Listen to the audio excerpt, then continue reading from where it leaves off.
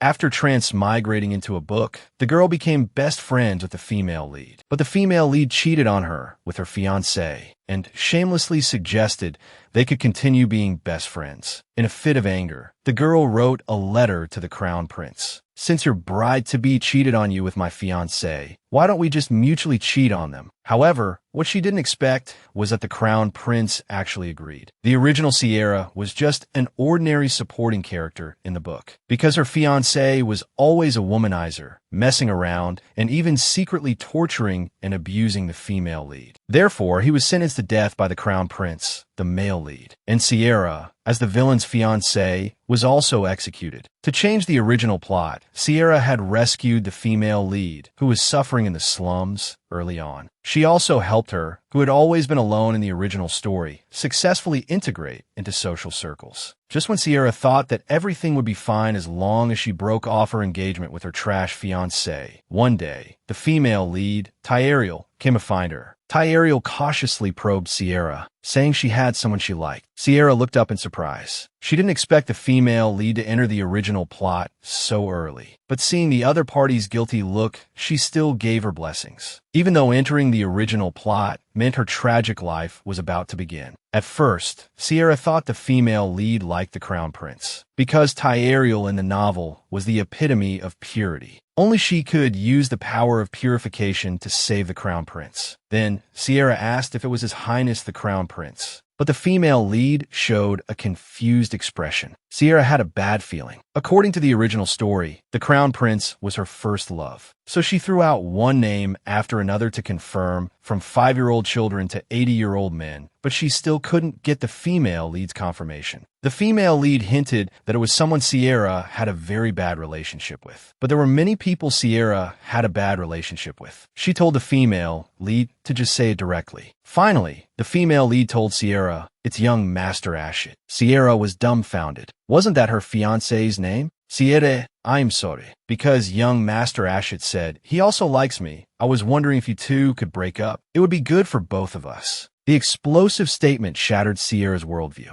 How could her hard-earned best friend fall for that trash? Just then, Ashit pushed the door open. As soon as the female lead saw the source, she rushed into his arms with a wronged expression. Then the scumbag unleashed a torrent of words at his fiancée. The girl couldn't believe it. "You're the only one who can be so righteous while having an affair." Then Ashit put his arm around the female lead and announced the end of his engagement with Sierra. Before leaving, the female lead turned her head and asked, "Even though this happened, we're still best friends, right?" Only then did Sierra realize how two-faced the female lead was. She clenched her fists in anger. At night, Sierra couldn't sleep at all. What happened today made her upset, especially the thought of the female lead saying such shameless things after cheating on her with her fiancé. She just wanted to get along with the female lead to avoid being executed. But why were there always cheaters around her? She had a similar experience in her past life. Her boyfriend openly sought out other women every day. Since then, she had always hated these kinds of people. A sudden gust of cool wind blew past. Thinking about those cheaters sleeping soundly, it was no use for her to sulk. Sierra turned back to her room. She noticed a letter on the table. It was a letter Sierra had been using to play matchmaker for the female lead and the crown prince, hoping to facilitate their relationship. But now such a dramatic thing had happened. Finally, Sierra decided to tell the truth. She told him that Tyariel already had a lover and that the previous matter could not continue. Sierra had just sent the letter using magic. The next moment, she received a reply. The royal family was already discussing their marriage. The thought of the female lead being with both Ashit and engaged to the crown prince made Sierra feel that the situation was incredibly complicated, and both of these matters were related to her. The more Sierra thought about it, the angrier she became. He furiously typed a reply. He didn't want to be a pushover anymore. He decided to take a risk. Since His Highness's prospective bride and my fiancé are in that kind of relationship, how about a double affair? Sierra was furious. Forget it. You're not the only ones who can mess around. However, Sierra regretted it a few days later. She hadn't received a reply from the crown prince since then. She initially thought she'd be arrested for blasphemy against the royal family. But unexpectedly, the crown prince completely ignored her. Sierra lamented, as expected of the female lead's halo. even if she cheats with another man. The crown prince is willing to cover for her with his love. Well, I can only wish you three a happy life then. Just then, the maid, May, brought in breakfast with a worried look. Because Sierra hadn't eaten much these past few days, Sierra picked up a sandwich. One must eat to survive. Thinking positively, at least she had broken off the engagement with the scumbag. May, who was standing beside her, suddenly started crying. Miss is so upset, she can't even eat. But those two dogs don't care at all. We can't let them off so easily. I have to find a way to ruin them both. Sierra comforted May. I'm fine, don't worry. May handed Sierra something. This is information on the Sears Love Manipulation Guild. It's an underground guild that specializes in handling infidelity and affair cases. They have a 100% 5-star rating in the industry. Then, May angrily took Sierra to the guild. When they arrived near the guild, May gave a warning. The head of this guild is a very dangerous person. If someone displeases him, he'll turn them into a doll. And those who have affairs will also be captured and tortured. Although there might be some exaggeration, Miss, you must be extremely careful. However, the next moment, a man appeared before them. Most of what you just said is true. He declared that I am the head of that guild. The green-haired man then told them that only clients could enter the guild. No matter who they are, everyone must abide by this rule. May hesitated. She wasn't comfortable letting Sierra enter such a place alone. But Sierra insisted on going. Having no other choice, May could only ask the green-haired man to take good care of her mistress. May grabbed Sierra's hand and warned, Miss is very soft-hearted. If she says she wants to let those two go, please don't agree. After Sierra entered the guild, everyone seemed a little flustered. Even the guild head cautiously asked, how would you like us to handle your fiancé and that woman? Sierra simply removed her cloak and took out her folding fan. She showed no trace of her previous timidness. Before that, I need to hear your explanation. Who couldn't keep their mouth shut and made my story known throughout the guild? The young mistress, whose fiancé was stolen by her best friend, appeared to be a delicate, noble lady on the surface, but secretly ran an underground guild. Her gaze, sharp as a hawk's, made everyone in the guild tremble. Her guild was particularly adept at handling infidelity and extramarital affairs. However, Sierra's initial intention in creating the guild was simply to break off her engagement. Although her fiancé's infidelity was public knowledge, she could always rely on the dark guild to destroy the evidence. The moment Sierra returned to the guild, Lade trembled and knelt before her. Not only had he taken the liberty of expanding the guild's business, making it notorious, but he also hadn't found any evidence of her fiancé's infidelity after all this time. To redeem himself, Lade volunteered to infiltrate the Dark Guild and investigate. But now that Sierra had broken off the engagement, there was no need to take such a risk. So, Sierra told Lade to just continue looking for evidence, as usual. Lade reported to Sierra that a few days ago, a strange client had come to the guild. The person knew that Lade wasn't the real head of the guild. Apparently, someone had suggested a double affair to this client, and they wanted to consult the guild for advice. So, Sierra got ready to meet the client. Although she didn't think the crown prince would come to such a place, she wore a voice changer just in case. Sierra pushed the door open. The scent of roses wafted into her nose. Could it be the client's perfume? Are you the head of this guild? The man's confident and arrogant demeanor made Sierra speculate about his identity. With such outstanding looks, it was unreasonable that she, a regular in social circles, wouldn't know him. Moreover, the original story didn't mention a character with crimson pupils. After Sierra sat down, the man ordered her to remove her mask. Sierra immediately prepared to leave. The man hastily apologized. I just wanted to confirm your identity. I didn't mean to offend you. At this point, Sierra noticed the scent of perfume had disappeared. She promised the man she would keep his secret. Then, the man slowly explained his request. I have a friend who received a letter from a lady. She said his fiancée was cheating on him with my friend's prospective bride. So, she proposed that my friend and him engage in a mutual affair. The more Sierra listened, the more shocked she became. Wasn't this her story? Could the man opposite her be the crown prince in disguise? Just as Sierra felt disheartened, thinking she was doomed, the man added, my friend doesn't have a prospective bride, and while I've received many proposals, this is the first time someone has suggested such a thing. So, I'm curious about the lady's motivation. I heard you're an expert on affairs, so I thought I'd consult you. Hearing this, Sierra breathed a sigh of relief. She had confirmed multiple times that Ashit was discussing marriage with the heroine. Sierra looked at the man in front of her, feeling like he already had the answer and was just looking for confirmation. So, this was how Lade had been making money so easily these days. Thinking of this, she smiled and congratulated him. That lady must be very fond of you to say such a thing. The man agreed with this assessment.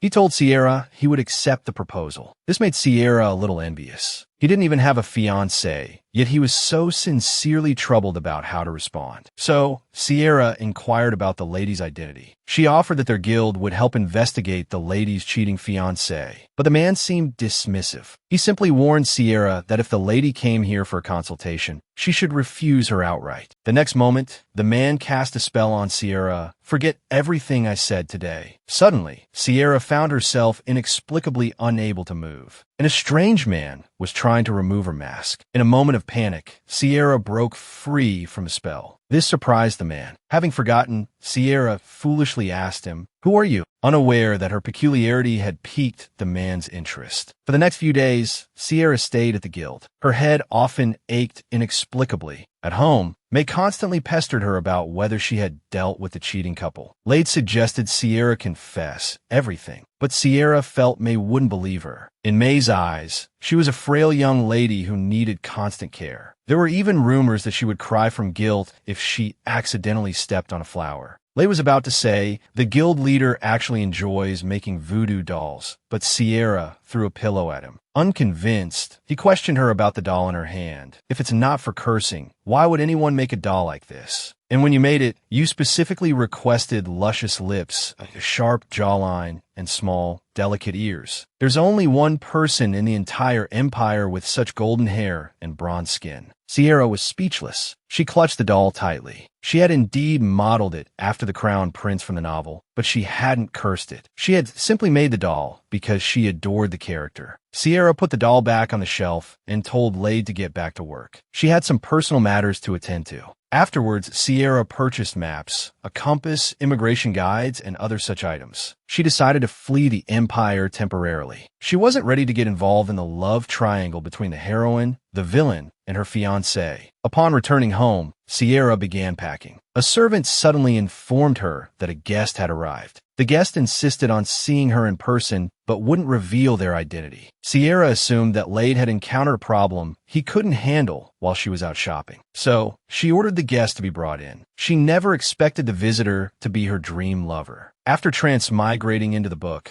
the crown prince became best friends with the female lead, only to have her steal her fiancé. Her fiancé shamelessly suggested they could remain best friends. In a fit of anger, the girl wrote a letter to the male lead. "Your Highness, since your intended bride is with my fiancé, why don't we get together?" However, to her surprise, the crown prince showed up at her door. Seeing the crown prince, the object of her affections, Sierra closed her eyes. She subconsciously assumed he had come to confront her. Only after being reminded by a servant did she come to her senses and belatedly instruct them to bring the guest to the reception room. Just as Sierra was about to escort the crown prince, he presented her with a bouquet of vibrant roses. After accepting the flowers, Sierra politely apologized to him, but the crown prince noticed May's travel bag in her hand. Then the two went to the reception room.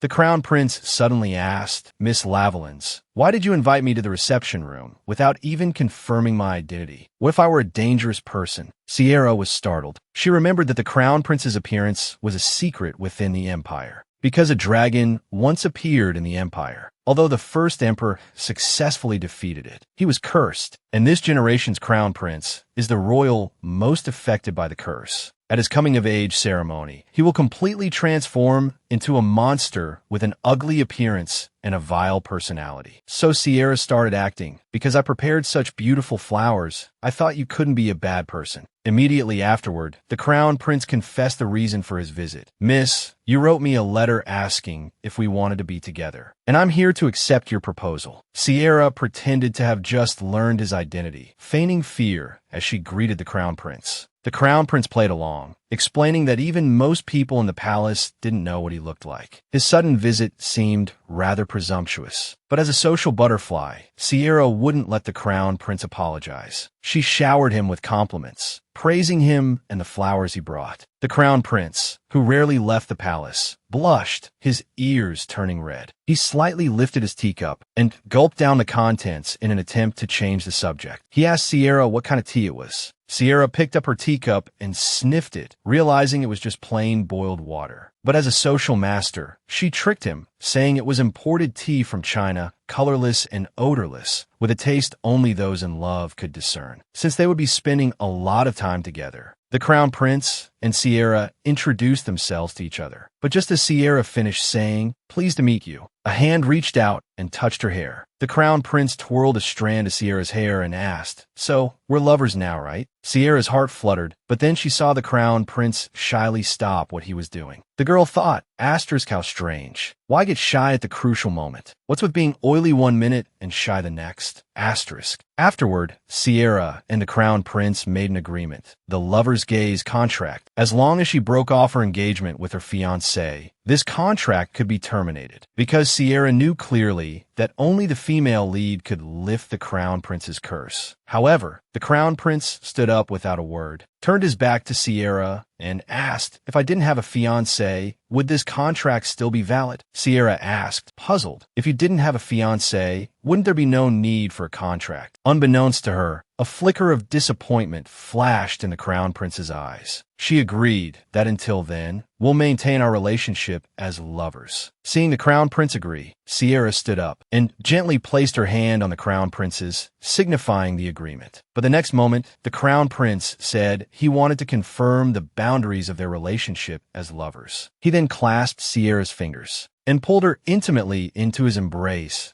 "I asked this acceptable." Sierra didn't refuse. The crown prince leaned closer to her lips, wanting to take the next step. At the critical moment, Sierra shyly turned her head. The crown prince, having tested the waters, understood that for now, everything except kissing was permissible with Sierra. He then prepared to return home to savor the experience. But Sierra called out to him and invited him to be her lover, making an appearance in front of the cheating couple at a cafe somewhere in the empire. A young lady revealed that Duval of the Height family had found a new love interest. His other female companions weren't surprised. Just as she was about to reveal who the new love interest was, Duval walked into the cafe with the female lead. The three onlookers were immediately dumbfounded, seeing the cheating couple acting so intimately. They all felt indignant for Sierra. It was thanks to Sierra that the female lead had everything she had today. Immediately, everyone decided to help Sierra hide this matter. However, not even 2 seconds later, the three were shocked once again. They saw Sierra walk in with a handsome, blonde young man. Their greeting mirrored that of the cheating couple. The two deliberately showed off in front of the cheating couple. The crown prince and Duval stared coldly at each other. Then, Duval inexplicably let go of the female lead's hand, impatiently telling her to take a taxi home later. Sierra sarcastically asked how he had the nerve to be angry, as if being slightly cheated on was unbearable. After the crown prince, having completed his task, bid Sierra farewell. The female lead called out to Sierra, hoping to chat. Then, she unexpectedly rushed toward Sierra. At the critical moment, the young lady from earlier came to Sierra's side, forcefully pulling Sierra to sit with them. Afterwards, the young lady continued to criticize the female lead for being ungrateful. However, the other two were more interested in the handsome young man. Sierra lied, claiming she met him at the temple. She said he followed her everywhere. Perhaps this was the reason why Duval was annoyed. Sierra's goal was to provoke her fiancé, so he would send her a letter terminating their engagement. That evening, Sierra returned home, but she didn't receive any letter from Duval. So, she decided to add fuel to the fire. She took out a letter and invited the crown prince to go shopping with her the next day. To break off her engagement with her fiancé, the girl and the crown prince pretended to be lovers. They almost blurred the lines between acting and reality upon their first meeting. Afterwards, the two frequently appeared in front of the cheating couple, hoping to provoke Duval. However, what Sierra didn't expect was that the crown prince was actually using this opportunity to assert his dominance. Early in the morning, Sierra finished getting ready early, preparing for her appointment with the crown prince. May anxiously reported to Sierra that rumors of a love quadrangle involving Sierra were spreading throughout high society. Seeing Sierra's silence, May became even more anxious. Could he be some strange person? Sierra smiled and told May, "He is indeed a strange person, but he's my lover now." This bold admission left May speechless. However, she immediately grabbed Sierra's hand and encouraged her. "It's all Duval's fault for being so unkind. I fully support you finding another man. But miss, why not find a more outstanding man? Only someone handsome, rich, and powerful is worthy of you. Someone like the Crown Prince, for example." As soon as Sierra descended the stairs, she saw the Crown Prince leaning against the wall. Her mind went blank. Seeing the Crown Prince's dazzling smile, Sierra blushed. Could he have heard everything I just said? Meanwhile, May's voice continued from behind. "Miss, give up on that mysterious man from yesterday. A guy who thinks he can win over our miss with just a bouquet of flowers? He's clearly worthless." It wasn't until the man appeared before her that May's insults ended in despair. Sierra was too embarrassed to look. The Crown Prince, however, didn't mind. "Miss Ravelins, the worthless me has arrived." After boarding the carriage, the Crown Prince teased, "That was you truly looking out for me. I'm also honored to be the only one worthy of you." He then asked Sierra, "What are your thoughts?" Sierra thought that, as the Crown Prince, he must enjoy flattery. So, she admitted, "I also believe your highness is the most perfect man in the empire." Even the Crown Prince couldn't handle such continuous praise. He covered his face, unable to meet Sierra's gaze. The girl giggled at his shy, adorable demeanor. Upon reaching their destination, the Crown Prince gallantly helped Sierra out of the carriage. "Let's go in and choose our Mid-Autumn Festival gifts." Type Happy Mid-Autumn Festival in the comments section. Seeing the Mid-Autumn Festival special effects, a shop assistant smiled and came forward to greet them. But after recognizing the newcomers, the assistant panicked. Seeing their reaction, Sierra guessed that Duval and his new love interest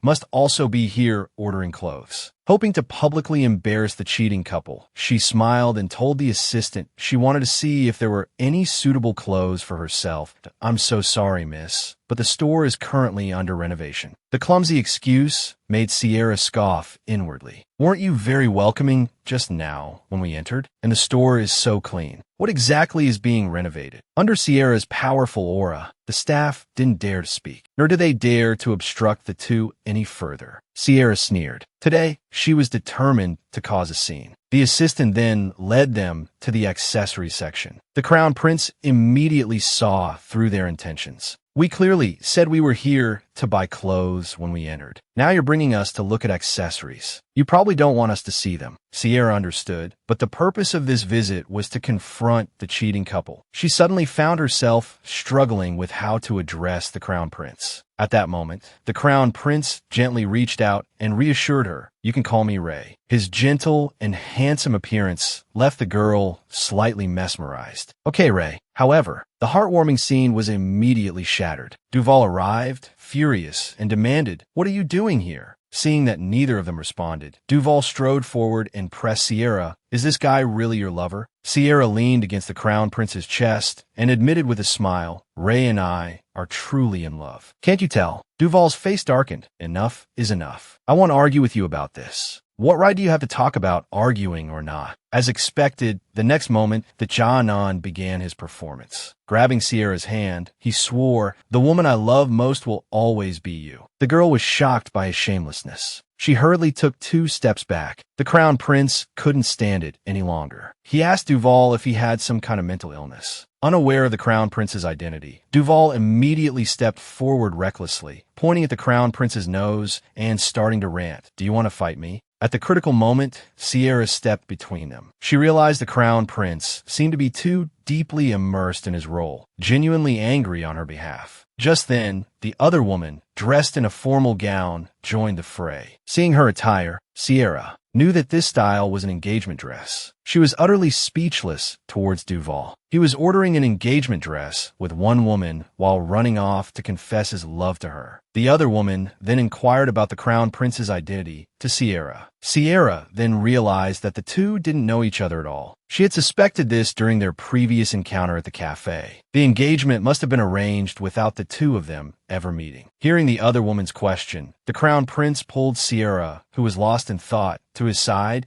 and formally introduced himself to the cheating couple. I am Miss Lavalyn's lover. More specifically, her fiancé. Nonsense. Unfaithful woman.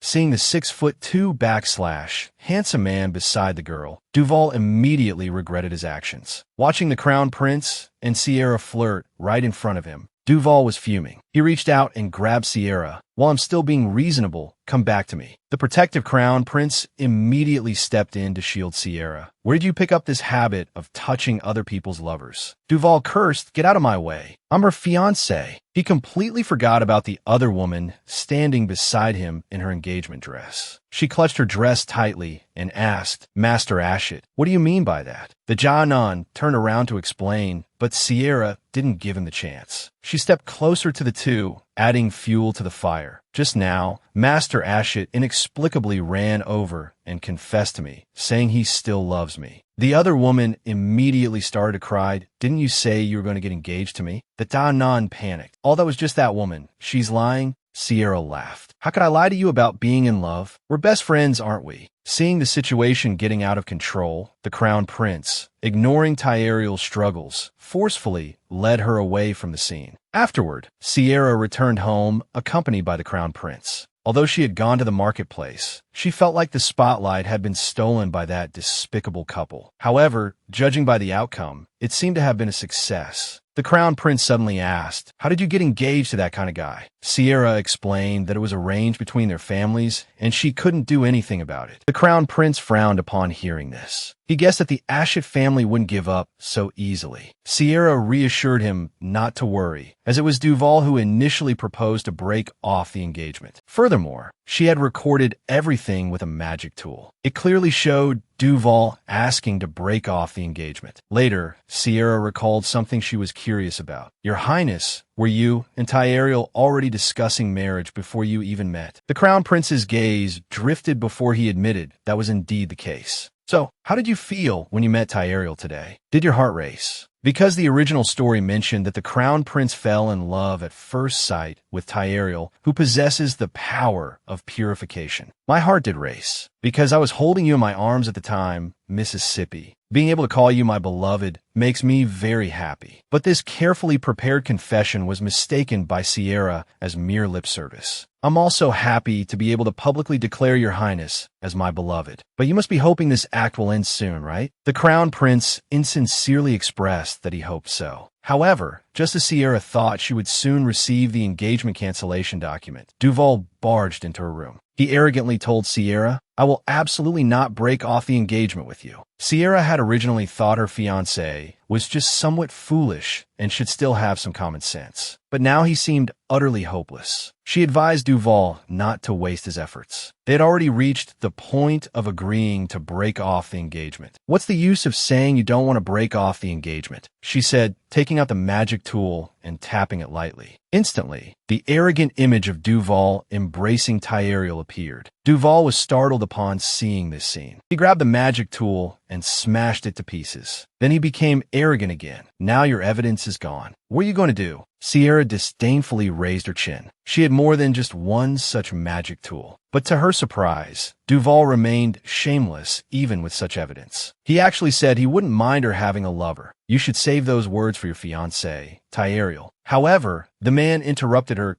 and why only fiancé is you, Miss Sierra? Both of them fell silent for a moment. Finally, Sierra couldn't help but laugh. Saying such things, anyone who didn't know better would think you were so innocent. Since you won't take the engagement cancellation document, I'll just send it to you. Duval wasn't angered by her words. He simply reminded Sierra, "Will your father agree to you canceling the engagement?" It turned out that the Lavalins family had once been very miserable. It was only with the help of the Ashit family that they gradually regained their former glory. However, what Duval didn't know was that Sierra had already considered this. So, she gave the scumbag an ultimatum. "Instead of threatening me here, go home and write the engagement cancellation document. You have 3 weeks. If you exceed this time, don't even think about showing your face in social circles." Even the servant at the door warned Duval to leave quickly. Young Master Ashit should also know how terrifying Mrs. Power is. Duval, suppressing his anger, told Sierra, "Just you wait and see," and slammed the door behind him as he left. May cautiously peeked in and,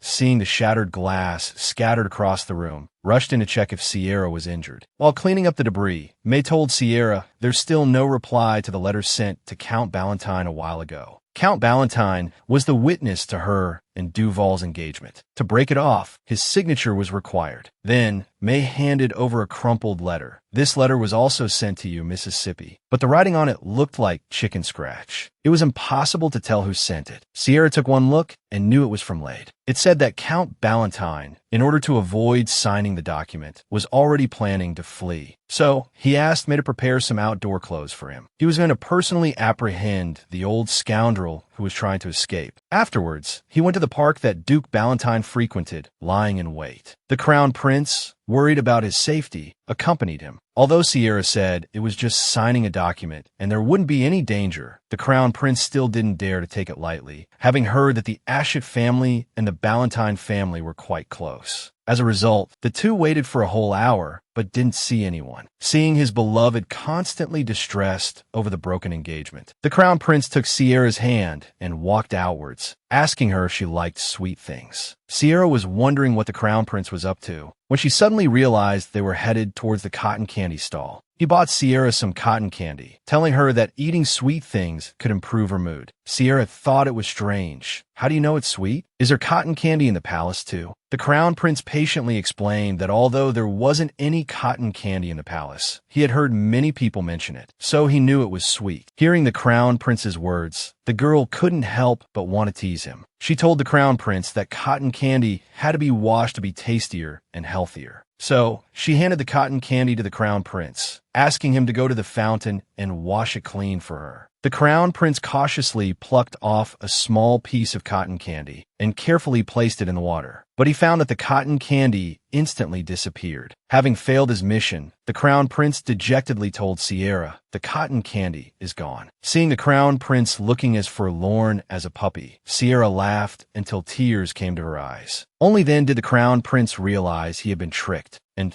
just as Sierra was wiping the tears from the corners of her eyes, she caught sight of a figure in the distance. It was Count Ballantyne, the very person they had been looking for. The notary for the engagement refused to sign the divorce agreement. The girl resorted to using magic to coerce him, even publicly exposing his dirty laundry. Not long ago, Count Ballantyne was preparing to flee under the cover of night. Suddenly, he felt a chill down his spine, as if someone was following him. Turning around, he saw Sierra. At first, he didn't recognize her until she spoke. "Count Ballantyne, you haven't replied to my letters, so I came to find you in person." Realizing her purpose, Count Ballantyne tried to flee in the opposite direction, but the other side was already blocked by the Crown Prince. Caught between a rock and a hard place, Count Ballantyne was escorted by the two to a small room. But he was constantly looking for a chance to escape. Sierra saw through his intentions and advised him to obediently sign the engagement cancellation document, or he wouldn't be going anywhere. Seeing his only escape route blocked by the Crown Prince, Count Ballantyne didn't beat around the bush. He bluntly stated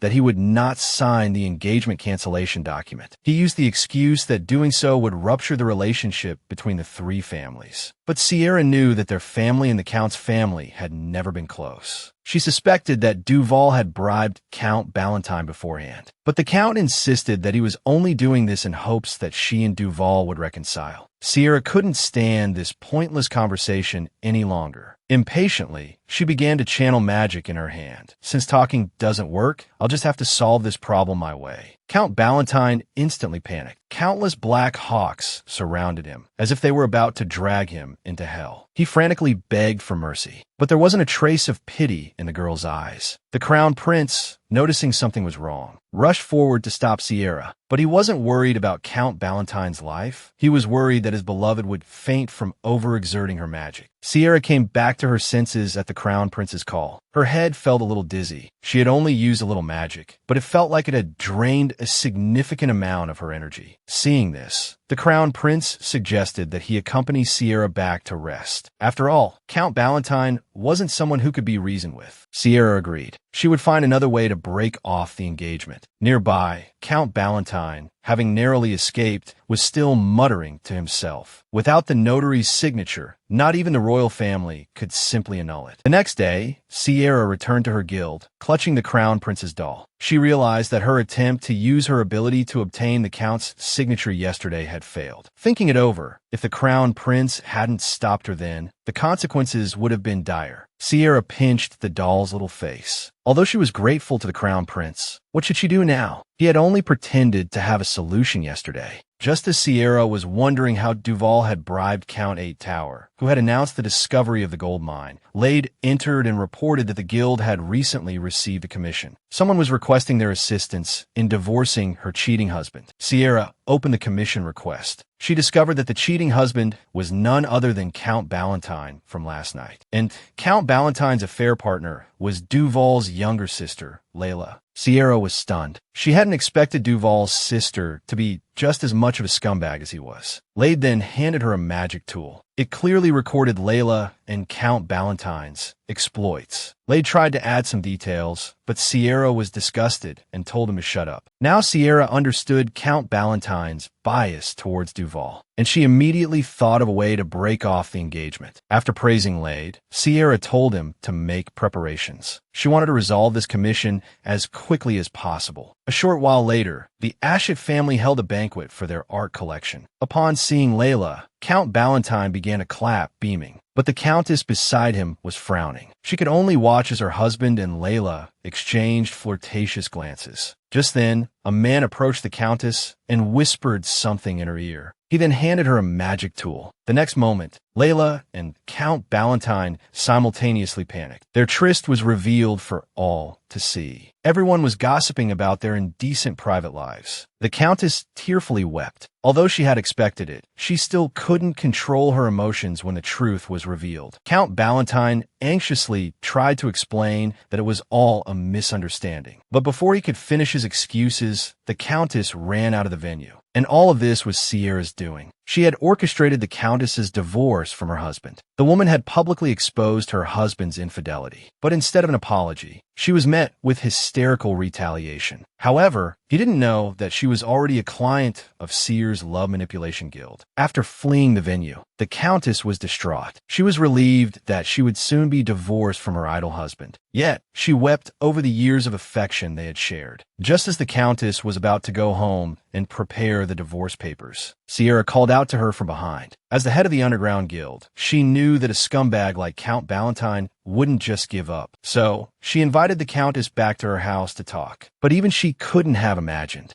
just what kind of person he was. He was more than just a scumbag. He was a pervert. At first, Sierra thought this was just an ordinary commission. But when she noticed the bruises on the corner of the countess's eye, she understood what kind of hell she was living in. Originally, Count Ballantyne was a commoner. He had luckily inherited the Ballantyne family fortune by marrying the Ballantyne family's daughter. And in order to maintain his lifestyle as a count, he had repeatedly beaten his wife, who had asked for a divorce, leaving her bloody and bruised. Thinking of this, Sierra urged the countess to stay at her house so she could protect her. The countess didn't understand why Sierra, a stranger, would help her like this. At first, Sierra only hoped that the countess would reclaim the Ballantyne name and sign the document for her. But seeing the countess's haggard figure, she couldn't help but recall the feeling of being betrayed by someone she trusted. Later, the countess and Sierra made a promise. As soon as the countess's title was transferred back to her, it would be considered consent to annul the engagement between Duval and Sierra. She signed the document. Meanwhile, the three scumbags were getting restless. Duval couldn't understand why Sierra had suddenly changed. Sierra used to always cater to him, but now she didn't seem to care that he was seeing Xiaoshan. She even brought a man 100 times more handsome than him to confront him. Duval lost control and slammed his fist on the table. The other two scumbags were even more anxious. The news of Count Ballantyne's sordid affair with Layla had spread throughout the empire. Duval also had a headache. As the mastermind behind his sister's relationship with Count Ballantyne, he needed to calm down and think of a plan. If Count Ballantyne really got divorced, not only would his sister's reputation be affected, but his family's prospects would also suffer. Layla suggested retaliating in kind. If they could dig up some gossip about the Countess, perhaps she would drop the matter. But Count Ballantyne knew his wife was pure and innocent. Suddenly, he seemed to remember something. He assumed his wife's weakness was guilt over reporting him. So he suggested to Duval that since it had already happened, they should just control his wife and make her change her story. That night, after a busy day, Sierra prepared for bed. But as she lay down, she realized she had forgotten something. She had forgotten about the Crown Prince. She remembered how accommodating he had been lately. Whether it was going to the clothing store or following Count Ballantyne, he had agreed without hesitation. But she hadn't had a chance to thank him properly. Sierra thought the man was too kind. But if he remained so kind, he would eventually be stabbed in the back by someone like her. After all, the Crown Prince was a man who would even believe a lie about washing cotton candy. Sierra was thinking about asking the Crown Prince if there was anything she could help him with when a letter suddenly appeared out of thin air. Sierra opened the letter and couldn't help but sneer. She hadn't expected the three scumbags to try to fight her in such a laughable way. Over the next few days, the Countess's complexion visibly improved. It was probably because separating from her cruel husband had changed her mood. But Sierra knew from the letter that night that their last struggle would take place tonight. Seeing a flicker of worry on the Countess's face, Sierra took her hand and reassured her. This was Lavalyn's mansion, and she alone was the entire Lavalyn. The seemingly fragile, noble lady was actually a ruthless and terrifying demon lord. Not only could she summon evil spirits at will, but even the three-headed Cerberus of hell willingly served her. As a descendant of the hero who repelled the dragon race, the Lavalyn family controlled the terrifying power of the spirit labyrinth. Within it were countless evil spirits and monsters, all obedient to Lavalyn's command. But tonight, two henchmen, on Count Ballantyne's orders, were sneaking into Lavalyn's mansion to kidnap someone. They quietly arrived at the Countess's room, ropes in hand.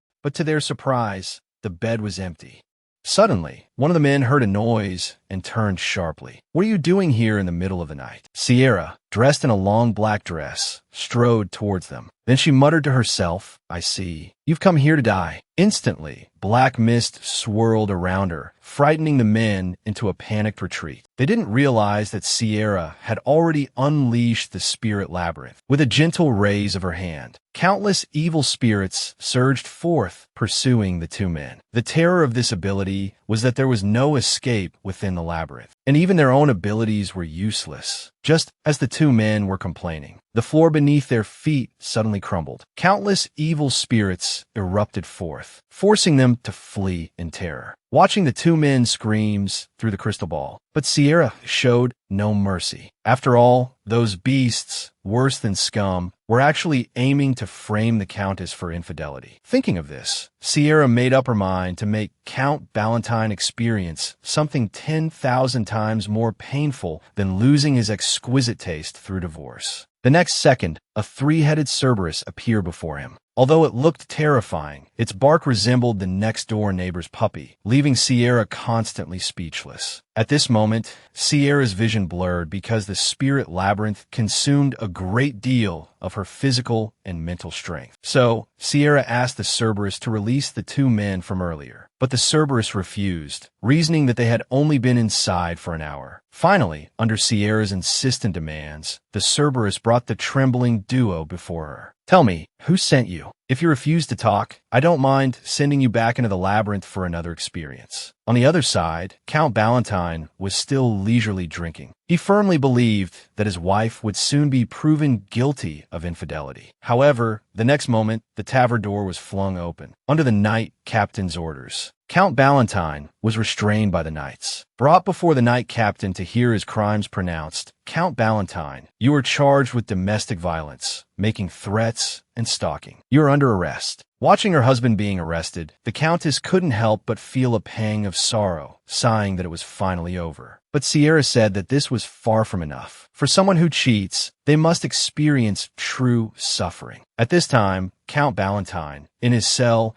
still couldn't believe that his always meek and submissive wife would actually do this to him. Suddenly, he turned his head and saw his wife standing outside his cell, staring at him calmly. He rushed to the bars, begging his wife's forgiveness and hoping she would post bail to free him. However, the countess's words made his blood run cold. Let's get a divorce. I don't want to live with you anymore. The man tried to grasp this single lifeline, but his wife was resolute, stating that she would submit the evidence of his infidelity to the authorities tomorrow. She then pulled out a document. This document grants you the Ballantyne family's assets. Consider it my last act of kindness towards you. Hearing this, the man snatched the document, his face revealing endless greed. After signing the document, he began to unscrupulously mock his wife's stupidity. The woman listened silently, having lost all remaining trust in him. Then, Sierra stepped forward. Congratulations, you've just taken on a massive debt. The stunned Count Ballantyne thought she had lost her mind. This document clearly states that all family assets belong to me. Sierra gently picked up the document from the floor and reminded him, don't you know that debts are also assets? How much debt have you incurred borrowing money everywhere? It won't be long before the mine ceases operation. Count Ballantyne panicked and tried to beg his wife's forgiveness again. However, seeing his pathetic state, Sierra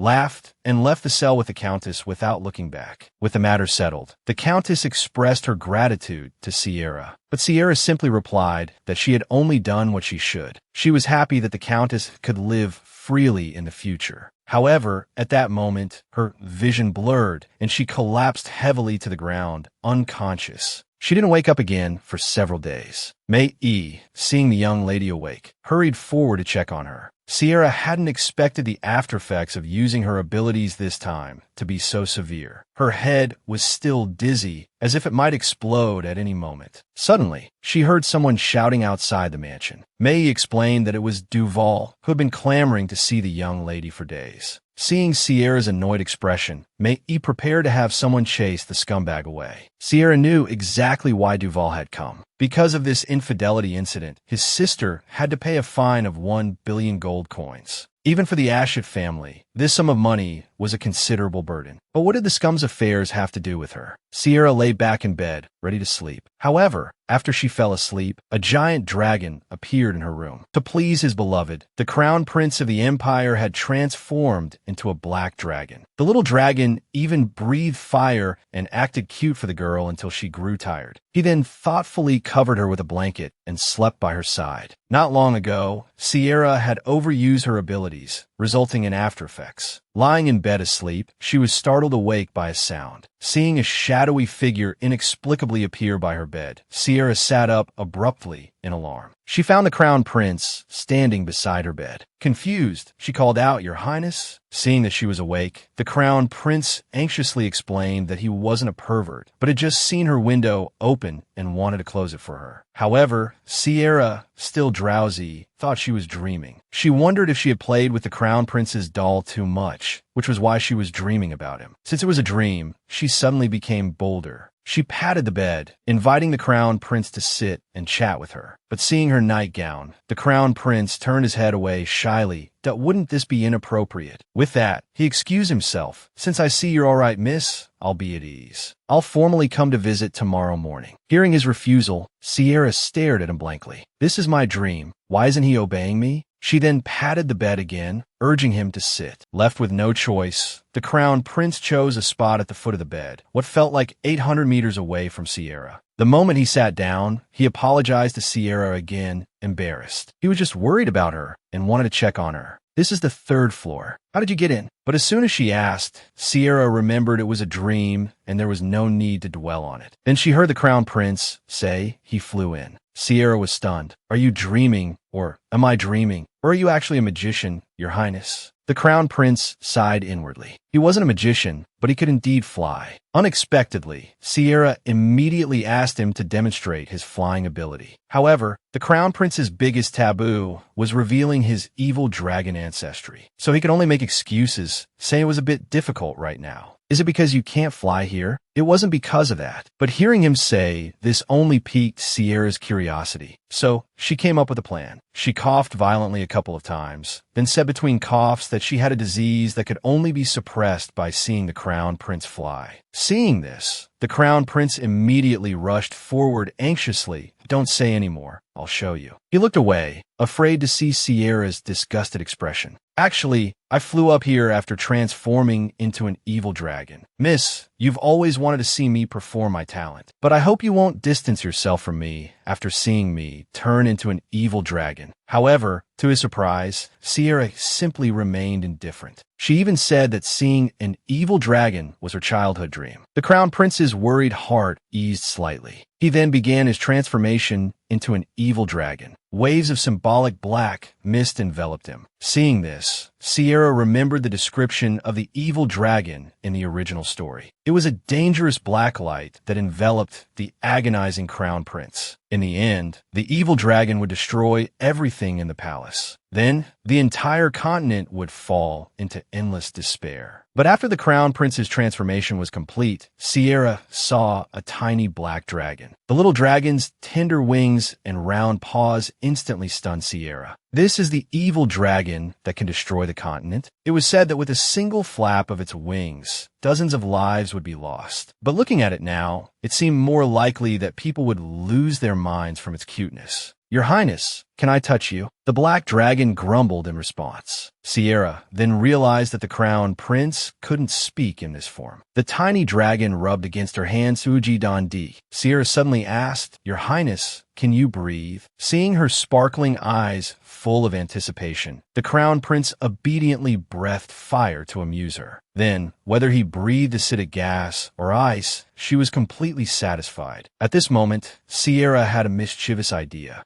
She held the little dragon in front of her face and declared that she would capture him and keep him as a pet forever. Hearing this, the crown prince struggled in Sierra's hands. After playing for a while, Sierra felt dizzy again. The little dragon worriedly grumbled a few times. Then he picked up the blanket with his mouth and placed it over Sierra. Sierra told him not to leave and to stay with her until dawn. So, the crown prince slept the whole night, resting his head on Sierra's arm, and quietly left the next morning. Having just broken off her engagement with her scumbag fiancé, the crown prince transformed into a little black dragon and played with the girl all night. He quietly left the next morning. Meanwhile, in a large villa somewhere in the south, Sierra's father was planning to go home and help his daughter prepare for her wedding. Upon hearing this, the red-haired woman beside him straightened up. She then smiled and agreed, saying she also really wanted to see her daughter in a wedding dress. However, she was scheming in her heart. Once Sierra married into the Ashit family, there would be no one left to compete with her son for the marquee position. However, just as he was about to inform his son of this news, a carrier pigeon suddenly delivered a letter. The woman wondered what could be so urgent. Opening the letter, she found it was news of Sierra and Duval breaking off their engagement. Meanwhile, upon learning of this, the female lead went to Duval's residence. She naively thought Duval would be as happy as she was, because he had promised to get engaged to her after ending his engagement with Sierra. Thinking of this, she couldn't help but ponder the location for their engagement ceremony. She wondered if she should wear the dress Duval had personally helped her choose. But when the servant brought her to Duval, the man told her to get out in an icy tone. You really have no sense of tact coming here. The female lead panicked and explained that she had just heard about the broken engagement between him and Sierra, so she wanted to discuss their engagement ceremony. Duval stood up with a cold laugh. Why would I get engaged to you? The female lead, still naive, brought up Duval's past promise. You said that as long as you handled things with Sierra, you would marry me. Duval couldn't believe how stupid she was and impatiently explained. You were nothing but a tool to get Sierra's attention. The female lead finally realized that all the sweet nothings were just an act. She wasn't even a substitute for Sierra. She collapsed weakly onto the floor, murmuring, "But you said you loved me." Unwilling to give up, she asked Duval, "Even though Sierra always wanted to escape from you, wanted to break off the engagement, you still liked her? Couldn't you give up on Sierra and choose me?" She put on a pitiful, innocent act, but Duval, being a scumbag, was immune to such displays. He showed his disgust and disdain without any reservation that "I would never like someone like you." His cold words deeply stung the female lead's heart, but she still refused to give up, even trying to imitate Sierra to win Duval's favor. "This is outrageous. I already thought you were noisy enough." Duval, turning to leave, was now utterly disgusted with her. He ordered the servants to clean up that thing and never let her appear before him again. Meanwhile, Sierra was happily taking a walk with the crown prince. "Sierra, have you been sleeping well lately? Your complexion looks much better than the last time we met." Sierra couldn't help but wonder. Hadn't their last meeting been when they were tracking Count Ballantyne? Suddenly, a large hand reached out, gently touching her forehead to check her temperature. "Indeed, you don't have a fever anymore." This casual gesture reminded Sierra of her dream that night. The crown prince had touched her forehead just like this. Thinking of this, she coughed shyly, which worried the crown prince. "Miss, why is your face so flushed? Do you have a fever again?" The girl explained that it was simply too hot. Immediately, a relaxed expression appeared on her face. Now, all those complicated matters were smoothly resolved. It had been years since she felt so at peace. Being able to meet His Highness in this state truly made her happy. The crown prince was so touched that he was speechless. He ate for a good while before finally managing to say, "I've missed you very much too. Not long ago, I was constantly worried. What would I do if Miss distanced herself from me?" The girl didn't know how to respond to the crown prince's words. "Why would I distance myself from your highness?" The next second, a handsome face loomed before her. "Then, let's be even closer from now on." His words carried a domineering air, leaving no room for refusal. Following this, the crown prince helped Sierra put on a bracelet as a commemorative gift for the annulment of their engagement. Sierra lifted her hand and was very happy to see the exquisite bracelet. She also wanted to try to reciprocate His Highness's gesture. She inquired how his relationship with Tiliel was progressing. She didn't notice the crown prince's expression instantly turned cold. He lowered his head and explained that the matter was a bit complicated. A troublesome person had gotten involved, so it would take some time to resolve. As he spoke, he asked Sierra to continue maintaining their romantic relationship. Sierra mistakenly thought the troublesome person the crown prince mentioned was Duval, so she agreed. She told the crown prince not to worry, that she would find a way to reconcile his relationship with Tiliel. Just as Sierra thought the crown prince had invited her out solely to extend the duration of their relationship, he suddenly handed her an invitation. Sierra's face paled after looking at it. It was an invitation to the Red Full Moon Festival. And in the original story, the crown prince would publicly transform into a monstrous form at the festival and also have his first date with the Black Dragon Prince. She even dreamt of a giant golden dragon clinging to her relentlessly. This made her suddenly think that being in love with a dragon wasn't so bad. Not long ago, the crown prince invited Sierra to the Red Full Moon Festival, but the girl's expression changed upon seeing the invitation, because on this day, the evil dragon's power would greatly increase. People have always been fearful because of this. Therefore, the royal family holds a sacrificial ceremony, praying to the gods to prevent the evil dragon's resurrection.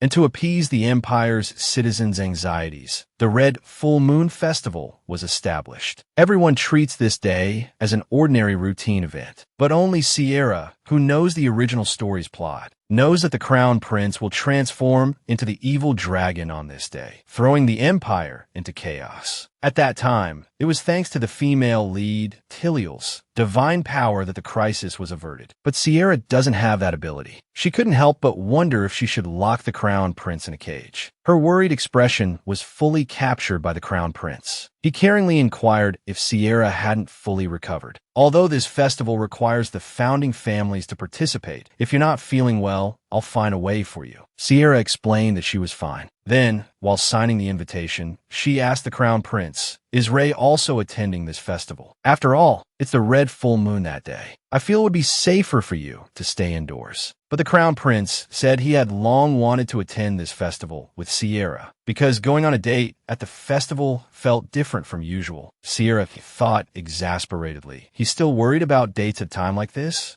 Just as she was thinking about how to remind the crown prince of the seriousness of the situation, he grasped her hand, which was trembling from anxiety. "I know what Miss is worried about, but I won't let that happen. I hope you could trust me." Sierra looked into the crown prince's eyes. Gradually, she calmed down. Then the crown prince extended an invitation to her.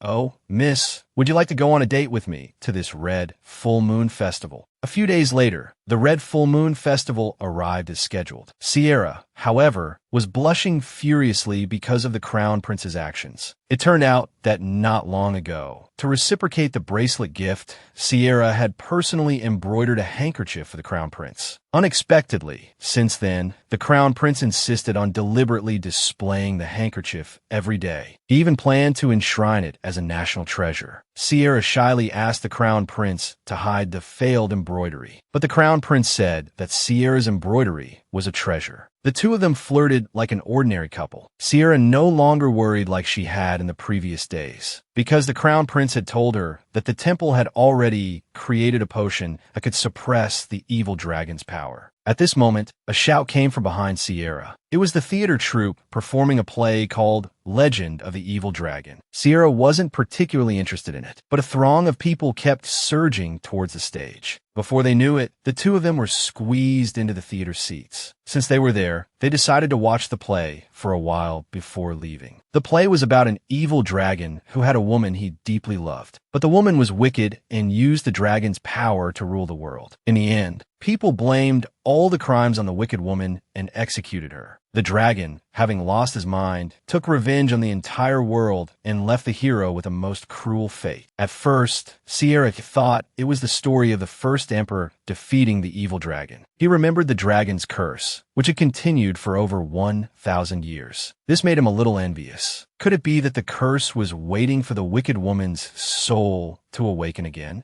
Before she knew it, Sierra had fallen asleep. In her dream, she saw a golden dragon. Before Sierra could react, the golden dragon nuzzled its face against hers. Although Sierra was puzzled, she didn't feel any aversion for some reason. She even reached out to stroke the dragon. Suddenly, she was startled awake, shouting, "Stop it, you perverted dragon." Sierra came to her senses and realized the crown prince was holding her hand. "You were sleeping so soundly, I was afraid you'd fall, so I held your hand. I didn't mean to upset you." Sierra explained that she was just dreaming, and those words weren't directed at him. The crown prince found Sierra's embarrassment amusing, that I apologized for the perceived perversion. After the play, it gradually grew dark. The crown prince asked, "Was the play so boring that it put you to sleep?" Sierra became embarrassed again, that I was just resting my eyes. "What did you think of the play?" Sierra thought for a moment before replying, "I actually envied the wicked woman. She was able to receive eternal love. And maybe, for the wicked woman, conquering the world wasn't the most important thing. She was content just to have someone who loved her forever." These words made the crown prince, who was the evil dragon, feel a flutter in his heart. He was about to confess to Sierra, but unexpectedly, a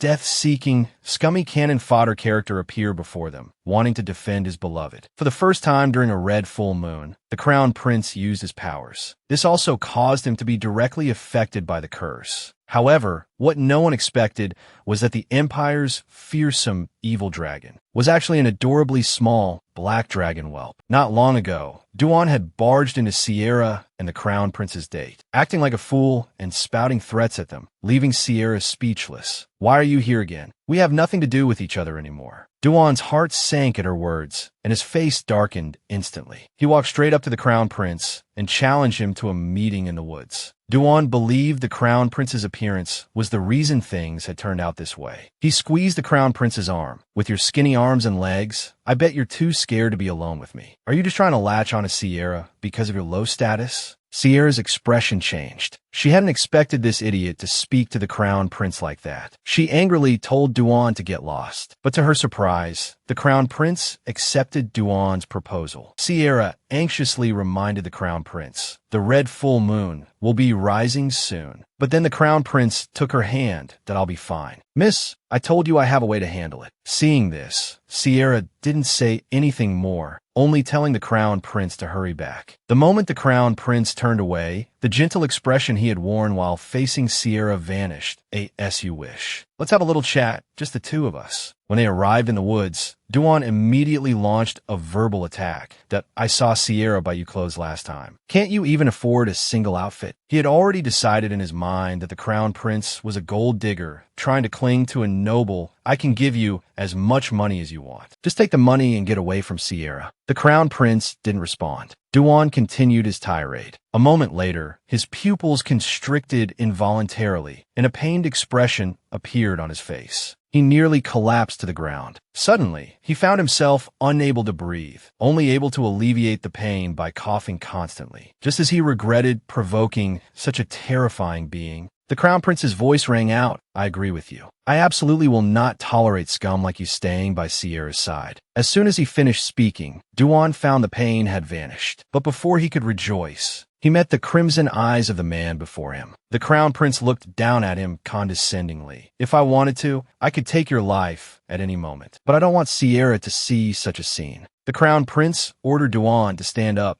I can give you one more chance. After hearing the command, Duan found his body unresponsive, only able to be manipulated by the other man. Before I hurt you, get away from me immediately. After you return, forget everything that happened today. Watching Duan walk further and further away, the crown prince thought this time I should have completely dealt with this scum. But the next moment, he felt a sharp headache. Influenced by the crimson full moon, the crown prince's heart beat faster and faster. He hadn't expected that using just a little bit of power would nearly make him lose control of the dragon's power within him. He immediately reached into his inner lining to retrieve a potion. His hand trembling uncontrollably, he brought the potion to his lips. Finally, the potion slipped from his grasp and shattered on the ground. Meanwhile, Sierra was still waiting in the original spot for the crown prince to return. She thought that a villain like Duan, who only knew how to shout and make a fuss, couldn't possibly do anything to the crown prince. But for some reason, she felt anxious. Suddenly, she noticed the unusual silence around her. She instantly panicked. Logically, Duan should have been beaten to a pulp by the crown prince, but now she couldn't hear a single sound. Thinking this, she hurried towards the woods, calling out the crown prince's name as she ran. But after calling for a long time, she received no response. Suddenly, Sierra discovered the shattered potion vial and the crown prince's clothing. Just as she thought the crown prince had met with misfortune, the shadow of a giant dragon completely enveloped her. Sierra broke out in a cold sweat at the sight. She hadn't expected the Empire's evil dragon to appear behind her. Terrified, she quickly covered her head and screamed. But the dragon's attack never came. Opening her eyes, she saw a cute, silly little black dragon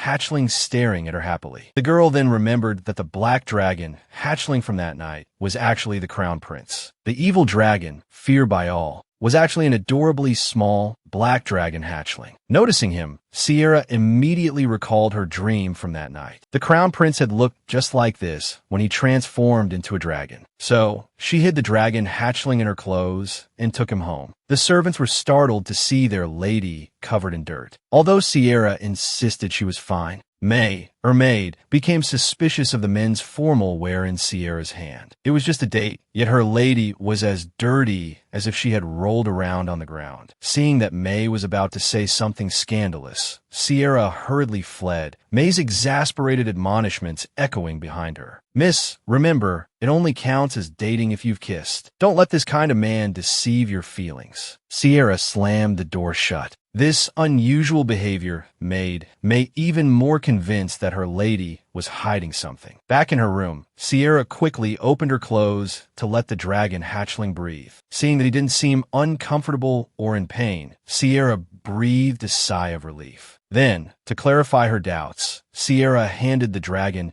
hatchling a piece of paper and a pen. She hoped he could write down how to change back to his original form. The dragon hatchling immediately started scribbling on the paper. As he was writing, Sierra leaned in for a closer look. The word kiss was clearly written on the paper. Could it be that a kiss would return him to his original form? But the dragon hatchling shook his head. Then, blushing, he continued to write, "Do you also think that only after a kiss can we truly be considered lovers?" Sierra was stunned. Even as a dragon hatchling, the crown prince was still thinking about such things. At this moment, Sierra thought that the crown prince must not have drunk the potion. She wanted to report this to the royal family. But upon hearing this, the dragon hatchling immediately and seriously wrote back on the paper, "Don't tell the royal family." It turned out that the crown prince could still maintain his sanity after transforming into an evil dragon. Currently, only Sierra knew this. Moreover, even without the red full moon, the crown prince could freely change his form. Sierra's worried heart finally settled down. Seeing the dragon hatchling's hand turn red from writing a few words, she figured he didn't have the strength to go anywhere else. So Sierra suggested that he could stay at her house before changing back to his original form. This way, at least he wouldn't encounter any danger. Even if there was danger, she could handle it with her abilities. The little dragon blushed and agreed. Just then, there was a knock at the door. It turned out to be May, coming to collect Sierra's dirty laundry. But she suddenly heard Sierra's startled cry. She quickly opened the door to check on Miss Sierra's safety, but instead saw a black dragon pounce on Miss Sierra's chest. May's brain immediately short-circuited. Sierra didn't know how to explain. The black dragon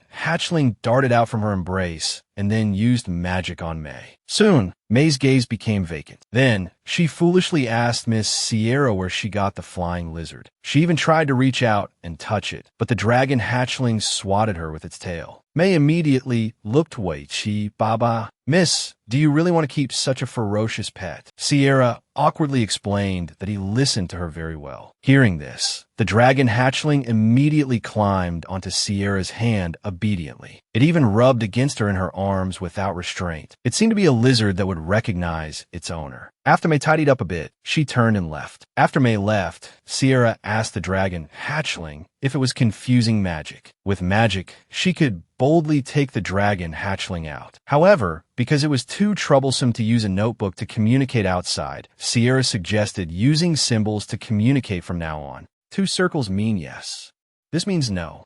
Finally, if you feel troubled or sad, you can use this. The little dragon nodded in agreement. Then, it gently placed its little claw on Sierra's hand. Soon, it was time to sleep. Sierra carried the dragon hatchling to a guest room and placed him on the bed. Then, she covered him with a blanket. Noticing the dragon hatchling blushing, Sierra warned him, "Even if your highness is a cute little dragon now, things that are not allowed are still not allowed." With that, she closed the door. The next morning, Sierra worried about what the little dragon should eat for breakfast. After thinking about it, she decided to ask him personally. However, on the way, she was stopped by the head servant, who said there was good news from the Marquis, her father, in the south. Sierra opened the letter, and her face instantly turned cold. Her father was forcing her to get re-engaged to Duval. Otherwise, he would kick her out of the family and let his stepson inherit the title. Her father was forcing his daughter to marry a notorious scumbag. In the past, when Sierra was engaged to Duval, her father had used the excuse of needing the Ashett family's help and persuaded her to consider the bigger picture. For this, she had worked desperately hard to earn money. The money she earned for the family was even more than the entire Ashett family's fortune. Yet, her father still wanted to kick her out of the family, even claiming it was for her own good. Seeing her father's clumsy excuses, Sierra's heart was filled with grievance and anger. And she finally knew that her father was determined to pass the title to his stepson. The little dragon beside her stared blankly at Sierra, unable to speak while she was angry. He hugged his arms as if to comfort her. This simple gesture calmed Sierra down slightly. She confided in the dragon hatchling, asking what she should do in this situation. She had always believed that she was constantly improving, but in an instant, she was back to square one. She still couldn't let it go. It felt like all her efforts over the years had been in vain. The dragon hatchling in her arms knew it was time to act. He took Sierra's hand and placed his little claw in her palm. The next moment, the black dragon hatchling, Ray, appeared online in the Life Island. Returning to the starting point isn't necessarily a bad thing. This might be a chance for you to regain what you lost before. Sierra, as long as you're determined, anything is possible. The worries she had just felt were instantly dispelled by Ray's words. Seeing Sierra's spirits restored, the relaxed Ray couldn't help but yawn. Seeing this, Sierra quickly picked him up. "Is it because you stayed up too late because of me?" she asked, preparing to take him back to her room. But Ray gripped Sierra's hand tightly, refusing to let go. Seeing that he refused to return to the room, Sierra knew this little dragon wanted to sleep with her again. The dragon hatchling in her arms had sparkling eyes, not hiding his desire and anticipation. Sierra was finally moved by his cute appearance and agreed that he could sleep with her just for tonight. However, in the middle of the night, Ray quietly climbed out of bed. He left a light kiss on his beloved girl's forehead and then flew out of the room. Looking at the sleeping Sierra in bed, Ray felt reluctant to leave, but he knew his identity would bring disaster to her. To reassure Sierra, Ray deliberately left a letter. He would appear when Sierra needed him most. The next day, Sierra saw the letter left on the table. She didn't understand why Ray left without any explanation. Although Sierra continued to live as usual in the guild in the following days, secretly handling various commissions, she was always worried about whether Ray would return. On the day of the royal ball, May happily handed Sierra the most luxurious jewelry. "Miss, since you're going alone this time, you must be more beautiful than any other lady at the ball. I wonder where the man you were dating before has died. He hasn't even sent a letter." Sierra awkwardly explained. Perhaps his identity makes it inconvenient for him to appear. Unexpectedly, May became even more agitated after hearing this. She gritted her teeth and declared that she would teach him a lesson. Without giving Sierra a chance to react, May pulled her over to help her dress up. Soon, they arrived at the ball. "Miss Sierra Lavalin has arrived." This simple, welcoming remark attracted the attention of many male nobles. With the clicking sound of her high heels, Sierra appeared before everyone, holding a folding fan. When she entered the venue and the nobles realized she had no companion, they immediately began to criticize her. Everyone thought that the Lavalin family was insignificant without Ashit's support. But Sierra didn't care. She knew these mediocre people only saw the surface, and she would soon completely change the Lavalin family status. At this moment, an announcement from outside attracted everyone's attention. Duke Epshalady has arrived. Everyone discussed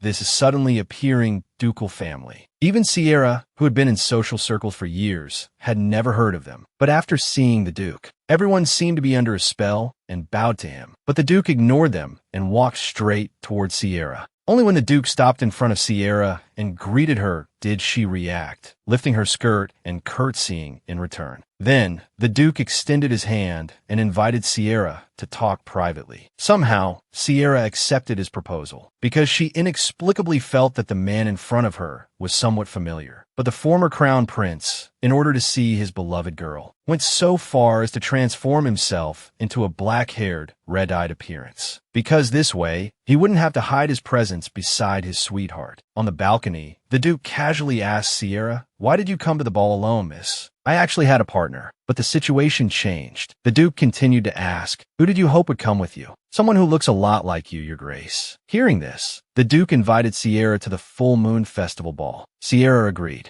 but even he himself didn't know why he agreed. At this moment, the Duke confessed to Sierra, "Actually, all this time, it was me who has been by your side, Mississippi." Before Sierra could understand the meaning of his words, the Duke pulled her into his arms. "Look at me, Sierra. I don't understand what you're saying, Reynaud, Duke Epshalady." Sierra felt her head spinning, making it impossible for her to think clearly. The reason she couldn't distinguish the man in front of her was that he had used an enchantment spell, and his purpose in doing so was simply to be with Sierra. After all, a few people in the palace had seen his face, but from now on, he wouldn't hide anything from her. The crown prince gently caressed the girl's cheek, pulling her entirely into his embrace. "Please believe me, Sierra." Suddenly, Sierra smelled a familiar fragrance. When she came to her senses, she found herself pressed intimately against the Duke, who looked as if he wanted to devour her, making her blush and her heart race. Then, Sierra saw the crown prince's image superimposed over the Duke. She stammered, "Ray." The Duke gave a faint smile, tacitly admitting that he was the crown prince. Unexpectedly, the next second, Sierra grabbed his collar, scolding him for leaving without saying anything. The crown prince's heart was inexplicably touched by her actions. Sierra had been worried about him all along, but he didn't expect that no matter how he tried to persuade Sierra to calm down, it was futile, left with no other choice. The crown prince simply pulled her into his arms again.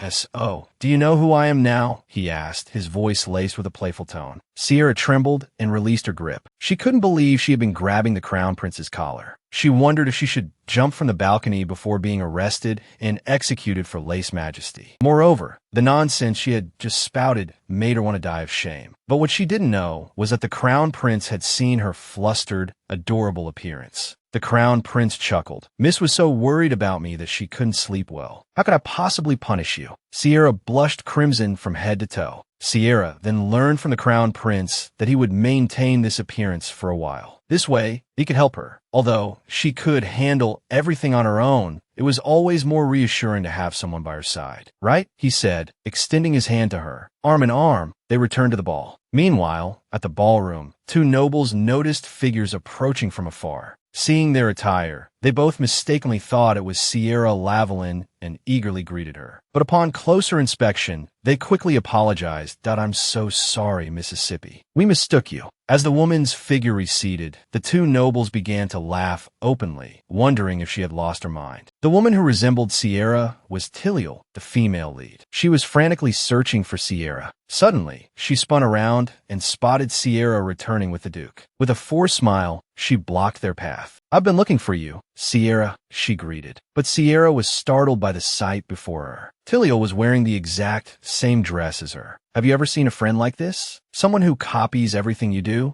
Not only does she wear the same clothes, but she even wants the same boyfriend. In the past, Tiliel had lived in the slums, enduring biting winds and severe hunger every day. Then, one day a miracle happened.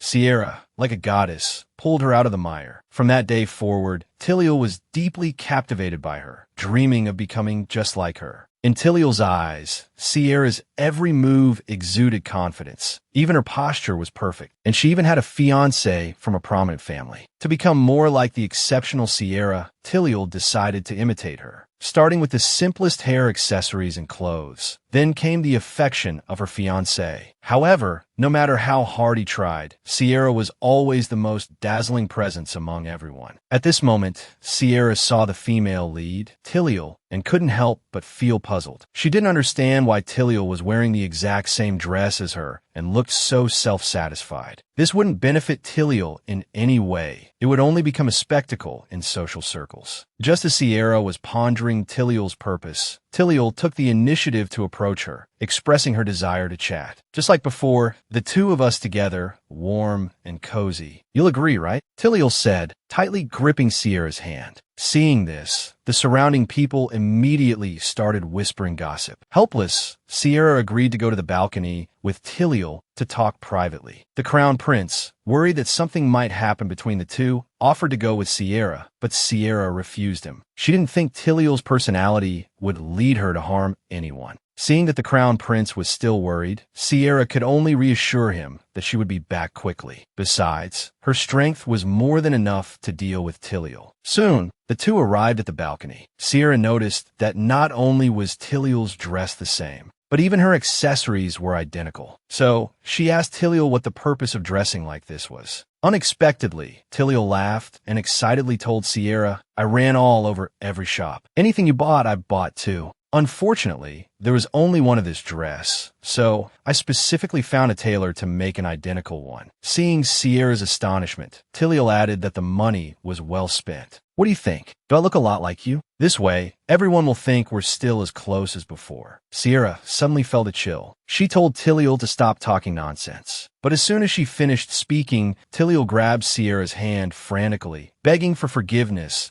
I know you're angry with me because of Master Ashit, but I have nothing to do with Master Ashit now. We can go back to how we were before, right? Sierra's wrist was hurting from Tiliel's grip. However, Tiliel still refused to let go. If even Sierra left her, she would have nothing left. Sierra pulled her hand away, giving Tiliel a cold laugh that you're the one who ruined our relationship. But now that you feel like you have no one left, you've come running back to me. Hearing this, Tiliel panicked and tried to explain to Sierra, actually, I've always. However, before she could continue, Sierra interrupted her. Even if I broke up with Duval, our relationship can't be salvaged. Tiliel felt like the sky was falling. She didn't know what she would do in the future. But Sierra's heartless words came again that let's not see each other again. I'm no longer the person who cleans up your messes every day. Saying this, she turned to leave. However, the next moment, Tiliel lunged at her, begging her not to leave. But this pushed Sierra off the balcony. Just as Sierra was about to fall, the Crown Prince rushed out from from the side and pulled her back just in time. This commotion attracted the onlookers at the ball. Hearing the surrounding people's noisy discussion, the crown prince advised Tiliel to leave, but she not only refused to listen, but also accused the crown prince of meddling. "This is between Sierra and me. What right do you have to interfere?" The crown prince's expression turned cold. "Then aren't you playing the victim? If I hadn't shown up in time, the consequences would have been unthinkable." After saying that, he turned and left with Sierra. As they were leaving, Sierra glanced back at Tiliel. That look finally made Tiliel realize that Sierra was completely disappointed in her. She called out Sierra's name, but Sierra turned her head away, leaving Tiliel alone with the gossiping crowd. She had saved the female lead trapped in the slums, but it almost brought her death. Initially, she just wanted to help the female lead once, to escape her tragic ending. Unexpectedly, the female lead turned out to be envious and manipulative, not only imitating her in dress and behavior, but even trying to steal her fiancé, all to get closer to the Sierra she admired. However, after Sierra completely broke off a relationship with Tiliel, Tiliel turned dark. Now, both Master Ashit and Sierra had abandoned her. Now she had no one by her side, yet Sierra was able to receive everyone's love. Tiliel was so distraught she was nearly driven mad. Just then, a maid approached her. The maid said that a distinguished person wanted to see her. Tiliel initially wanted to refuse. This clueless girl suddenly noticed the embroidery on the maid's clothing. It was the symbol of the imperial consort, and I told her that distinguished person is very heartbroken about Mrs. Situation. Please come with me to see her, Mississippi. Thus, the desperate Tiliel successfully attached herself to the imperial consort. Meanwhile, the ritual to resurrect the cursed evil dragon was proceeding as planned. Because it was an important event, only members of the founding families could participate. Sierra was worried about what outrageous thing Tiliel might do. But to her surprise, Tiliel behaved impeccably throughout the event. Sierra only relaxed after the ritual successfully concluded. However, her exhausted expression still worried the crown prince. Although Sierra insisted she was fine, seeing the fresh scratches on Sierra's hands made the crown prince's heart ache. He comforted Sierra, saying she had done nothing wrong. He told her to go home early and rest, and not to dwell on it. Before getting into the carriage home, Sierra thanked the crown prince. "I know that everything Ray does for me isn't something to be taken for granted. Thank you for always being by my side." The crown prince was very happy to hear this. After this incident, the relationship between the two grew even closer. However, after they bid each other farewell, a white-haired young man sensed the presence of an evil dragon nearby.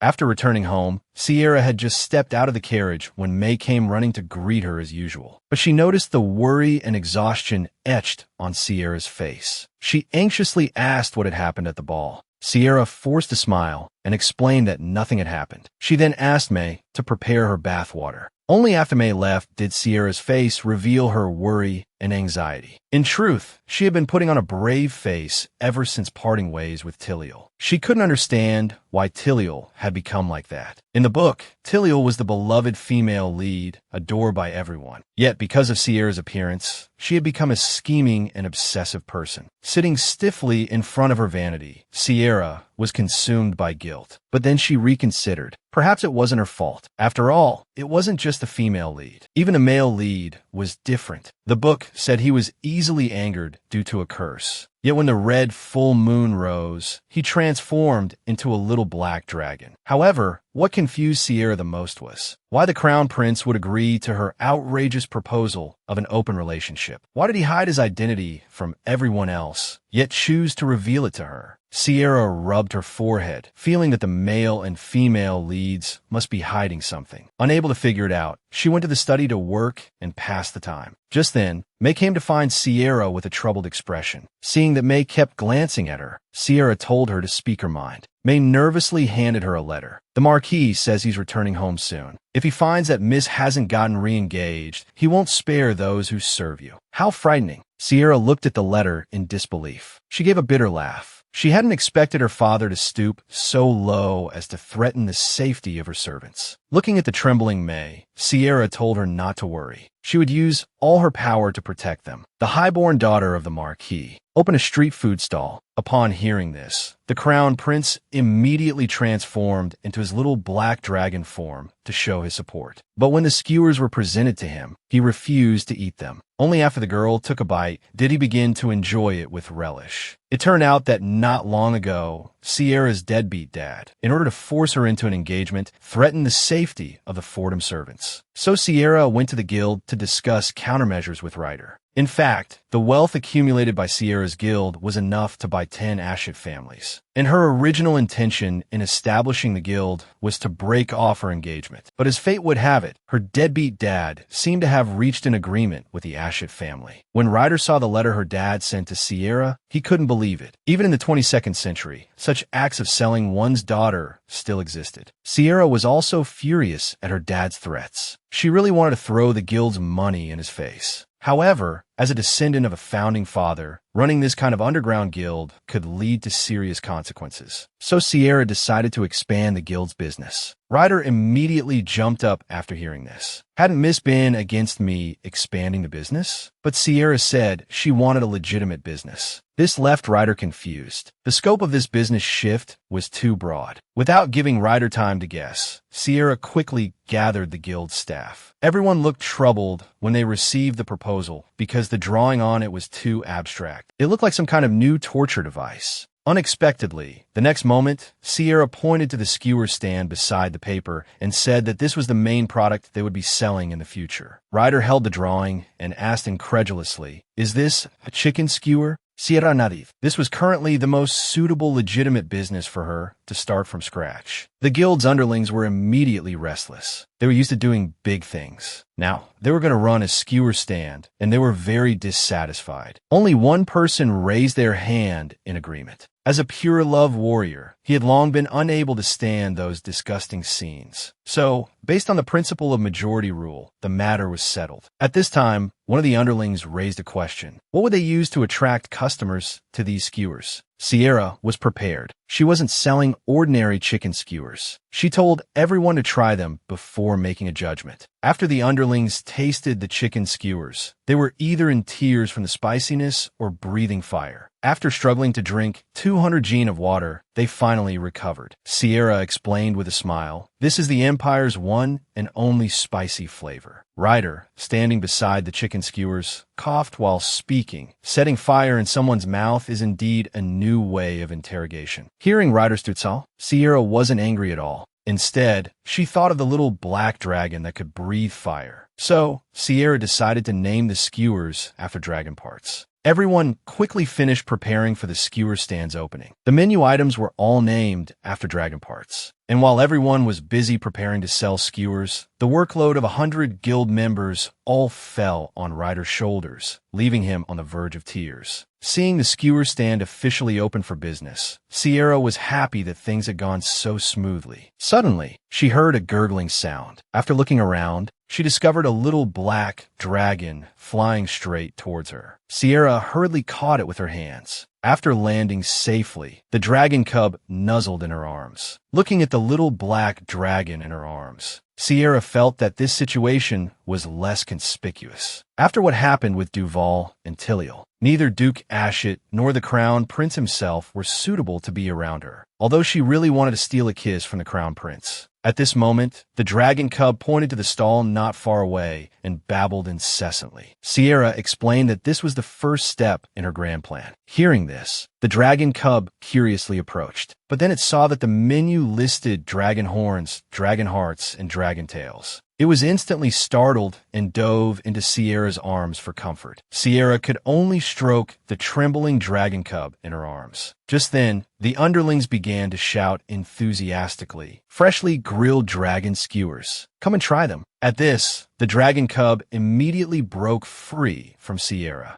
Clutching his little tail with a pitiful expression, the little black dragon wrote, "No, no," on Sierra's hand. Exasperated, Sierra decided to show him. She grabbed a skewer from the stall. The dragon shook his head, refusing to eat. Sierra took a bite and told him it was just ordinary meat. She then offered it to him again. Looking at the bite marks Sierra had left, The little dragon took a bite. His eyes immediately lit up. Anything Sierra ate was delicious. This scene of the little dragon munching on a skewer happened to be witnessed by a mother and son passing by. The boy with the watermelon-shaped haircut tugged at his mother's sleeve. "Mommy, I want what that flying lizard is eating." Sierra couldn't help but feel speechless. Why did the crown prince always insist on disguising himself as a lizard? Then, the mother and son arrived at the skewer stall. The boy with the watermelon haircut took a large bite, but the spice immediately brought tears to his eyes. His mother, seeing this, became very worried and snatched the skewer from her son, popping it into her own mouth. The sight of the mother and son fighting over the skewer attracted the attention of passers-by.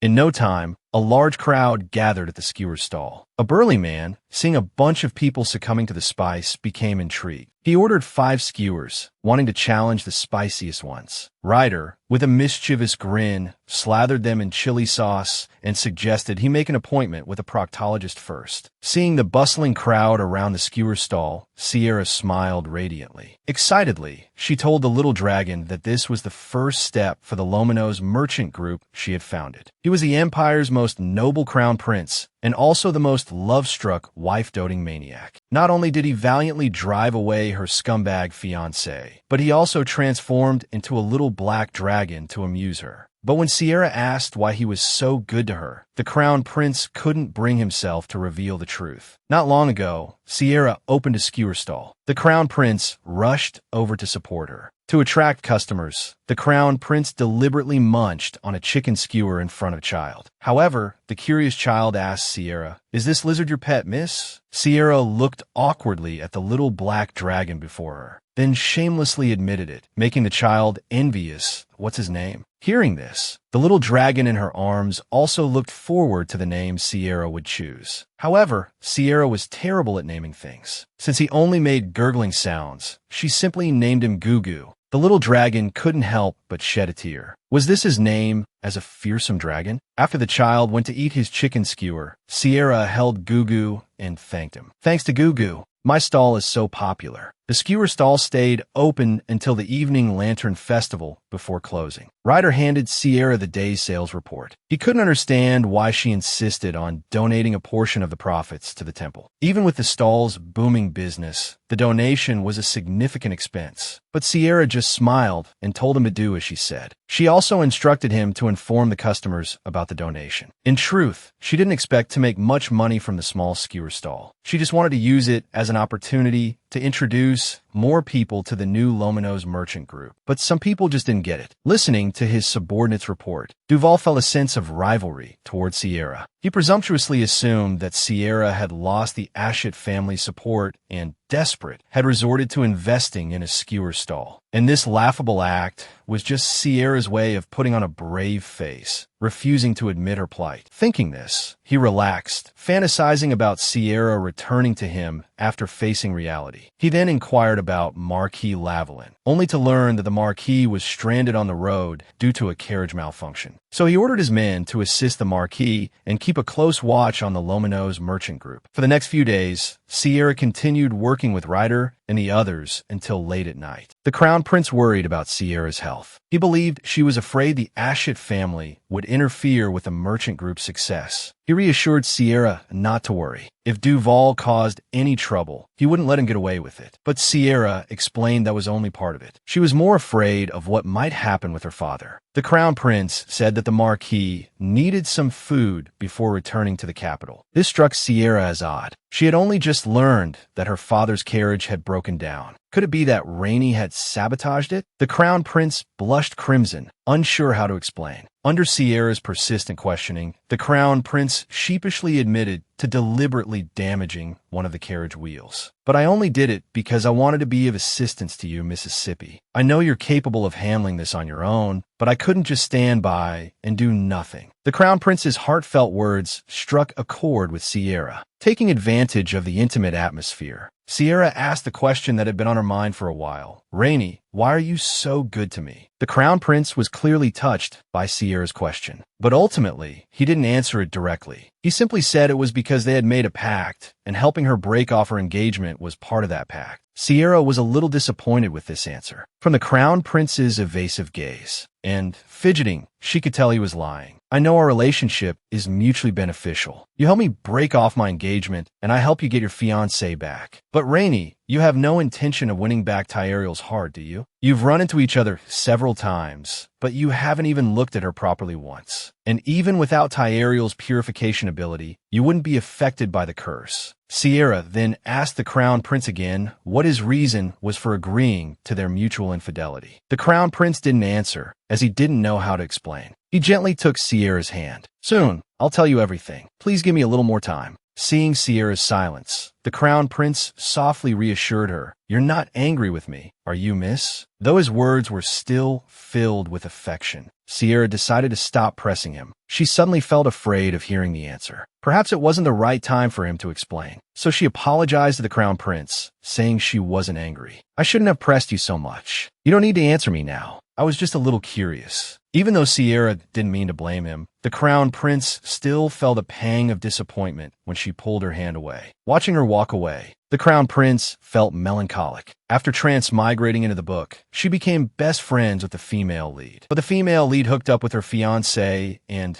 shamelessly suggested they could still be best friends. In a fit of anger, the girl wrote a letter to the male lead, the Crown Prince. "Since your bride-to-be is with my fiancé, why don't we just get together?" And so, Sierra and the Crown Prince made a pact. She would help the Crown Prince win back the female lead's heart, and he would help her break off her engagement with the scumbag. But what Sierra didn't expect was that the Crown Prince seemed to have been targeting her from the beginning. That day, she finally asked the Crown Prince the question that had been on her mind. Why was he so good to her? The Crown Prince's eyes darted around as he explained that he simply wanted to help her break off her engagement. But if that were true, there was no need for him to go to such lengths for her. The Crown Prince's flushed face and fidgeting hands gave him away. So Sierra asked him why he had agreed to the pact in the first place. But the Crown Prince didn't tell her immediately. He only promised to tell her everything in the future. For some reason, Sierra suddenly felt afraid of hearing the truth. She hurriedly excused herself from the Crown Prince. That night, Sierra dreamt of the Golden Dragon again, and it was still incredibly flirtatious, constantly clinging to her. Sierra didn't sleep well all night. The next day, she arrived at the Underground Guild early to handle her business. LYD brought Sierra good news and bad news. The good news was that the Luminous merchant group he founded had reached social circles. This new type of merchant group had caught the attention of the nobles. But when it came to the bad news, LYD became hesitant. It turned out that her former fiancé, Duval, wanted to interfere in the merchant group's dealings. He was using twice the amount of support funds offered to Sierra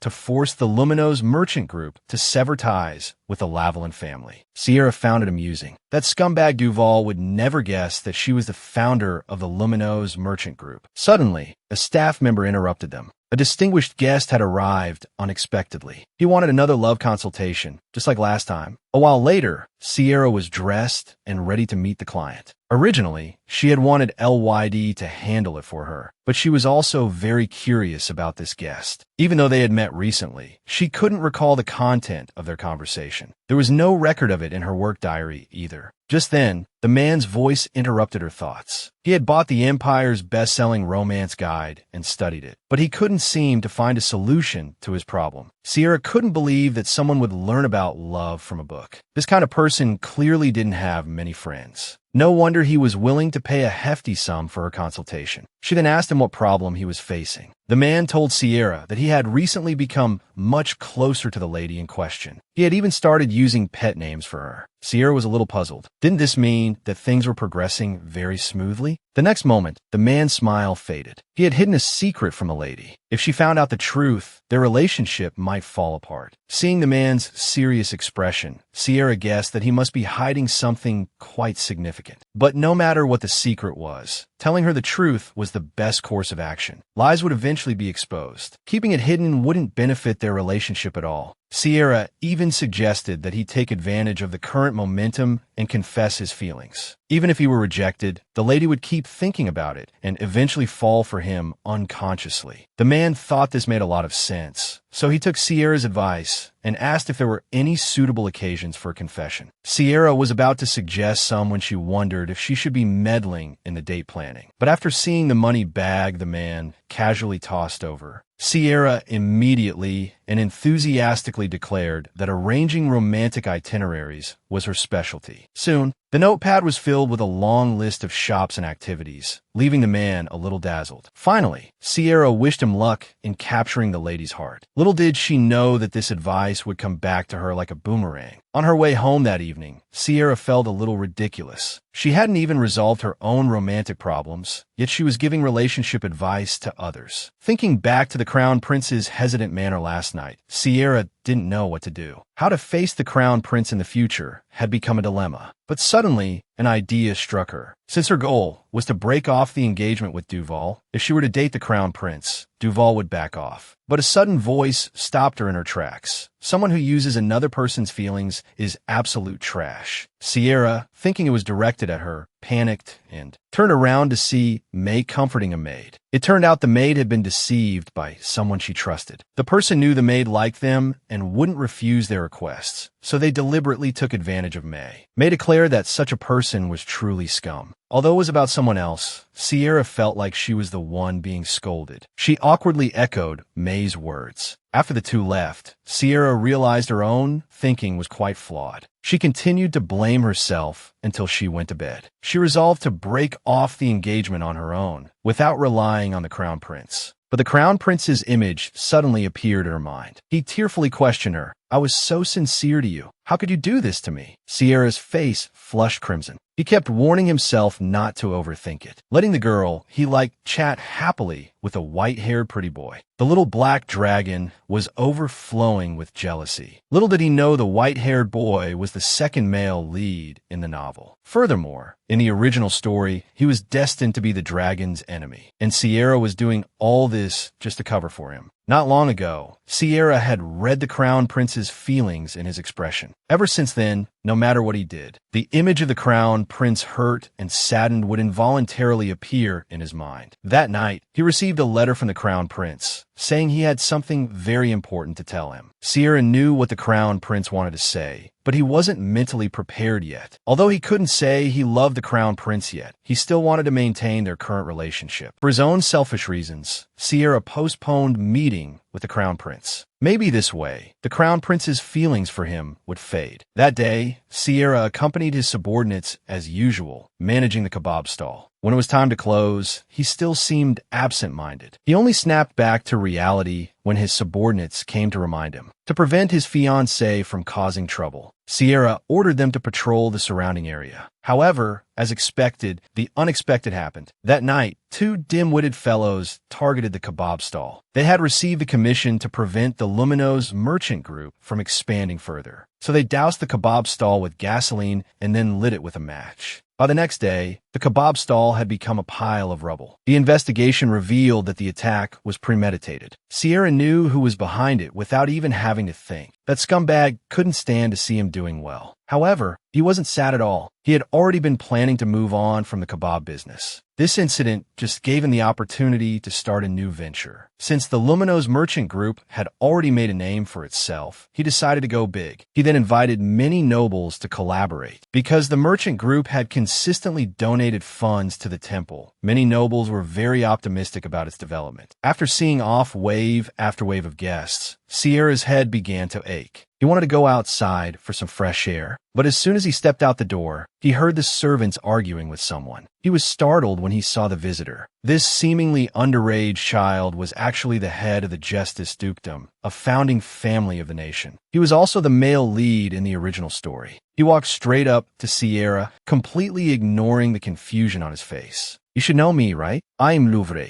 I'm just here to talk to you, Shiriel. Although this simpleton got his name wrong, Sierra didn't dare to give him a cold shoulder. Because in the original story, Louvre was an extremely dangerous character. He possessed the ability to kill someone just by thinking about it. If the Lavalin family existed to trap the evil dragon, then the Justice family existed to kill it. In terms of power, no one in the entire novel could rival him. His only weakness was that Louvre was destined to live his entire life in the form of a child. However, in the original story, he transformed into his adult form to protect the female protagonist. This was also the reason why Sierra was willing to accommodate him. After all, it was he who had changed the original plot, causing him to remain in this childish form. Sierra asked Louvre if he also intended to do business with him, but the other party coldly refused. His purpose in visiting was to find out the identity of the man beside him at the last royal ball. Sierra was shocked. He didn't expect Louvre to still remember. The Crown Prince had used magic to confuse everyone's memories. Logically, no one should remember Ashley, the Crown Prince. Louvre explained that he had sensed an evil aura from that man at the time, and afterward, he had asked other attendees of the ball, but none of them remembered such a person. This matter was simply too suspicious. Although Sierra didn't know why Louvre still remembered, he knew he absolutely couldn't let the Crown Prince and Louvre meet. So he played dumb, pretending he didn't know anything and didn't remember who his male companion was at the time. Hearing this, Louvre snorted. Seeing your foolish expression, it doesn't seem like you're lying. It seems you were also tricked by the other party. Seeing how protective Louvre is, Sierra decided to ramp up her performance. Unable to get any information out of her, Louvre prepared to leave. Then, he gave Sierra a gift. Inside was a gemstone necklace, clearly expensive at first glance. Sierra didn't want to accept such a precious gift for no reason. But Louvre insisted, saying it was for his intrusion into her residence. Perry added that if Sierra refused to accept it, he would just stay put and not leave. Sierra realized he wasn't joking and reluctantly accepted the gift. Before leaving, Louvre asked Sierra to inform him immediately if she had any news. Sierra agreed with a smile, but thought to herself, you can forget about it. This scene happened to be witnessed by the Crown Prince, transformed into a little black dragon outside the window. The happier Sierra smiled in front of other men, the more uncomfortable he felt, and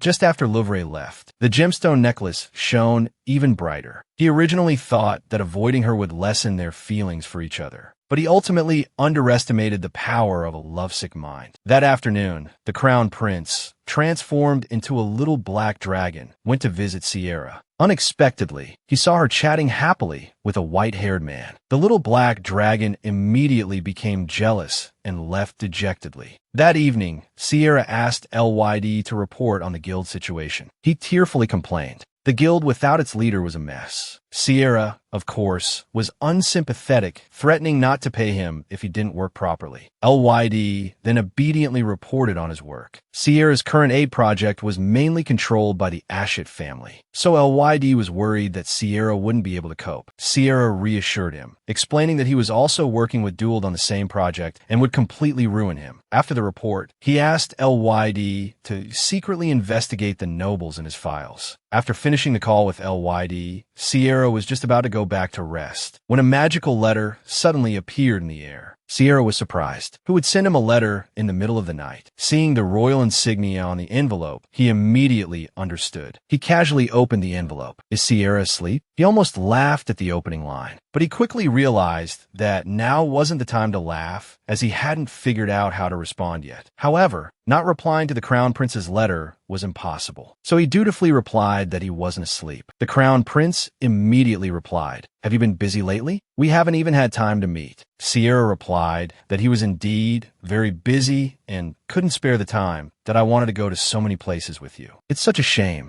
Sierra hadn't expected the Crown Prince to be so direct. Now, he couldn't even pretend not to know his feelings. While Sierra was troubled, the Crown Prince continued to send messages, wanting to meet Sierra, that I'm really sad. Besides you, I have no one else to meet. Seeing this, Sierra felt a pang of sympathy. The Crown Prince in the original story was also like this. Because of the curse, he could only stay in the palace. Even if he had to go out, he had to disguise himself as someone else. No wonder he had been so happy during those trivial, everyday moments he had experienced with Rainey. Reading the Crown Prince's words about being lonely, Sierra couldn't help but imagine his sad, choked-up expression. He actually wanted to accept Rainey's feelings. But people's hearts are easily swayed. He had experienced this deeply in both his past and present life. So he ultimately hardened his heart and rejected him. Just after Sierra sent his reply and went back to his room to sleep, another reply from the Crown Prince arrived on his desk. "Good night, Sierra." The next morning, Sierra received the scheduled nobles as usual. Just as he asked his subordinates to contact them, there was a knock at the door. The moment the door opened, a fragrant scent drifted into the room. "Miss Sierra, Count Katydin has arrived." He seems a bit dazed. Sierra immediately realized something. She stood up from her seat. The source had thick black hair. It was clearly the Crown Prince in disguise. He walked straight towards Sierra. Sierra nervously asked the Crown Prince why he came so suddenly. Seeing her like this, the Crown Prince felt a playful urge. "I, Count Katydin, am here, of course, to discuss business with Miss Sierra." The girl he longed for appeared before him. The Crown Prince couldn't hold back and expressed his longing. "Sierra, please don't avoid me today. I beg you." Ever since she learned of the Crown Prince's feelings for her, she tried every way to avoid meeting him. But today, she was finally caught. It turned out that these days, Sierra had been inviting nobles to her home for business collaborations. Upon learning this, the Crown Prince disguised himself as a nobleman and came directly to Sierra's house for a visit. Originally, Sierra planned to play along with his act, but the Crown Prince, with that handsome face, kept tugging at her heartstrings. "Sierra, I'm truly lonely without you.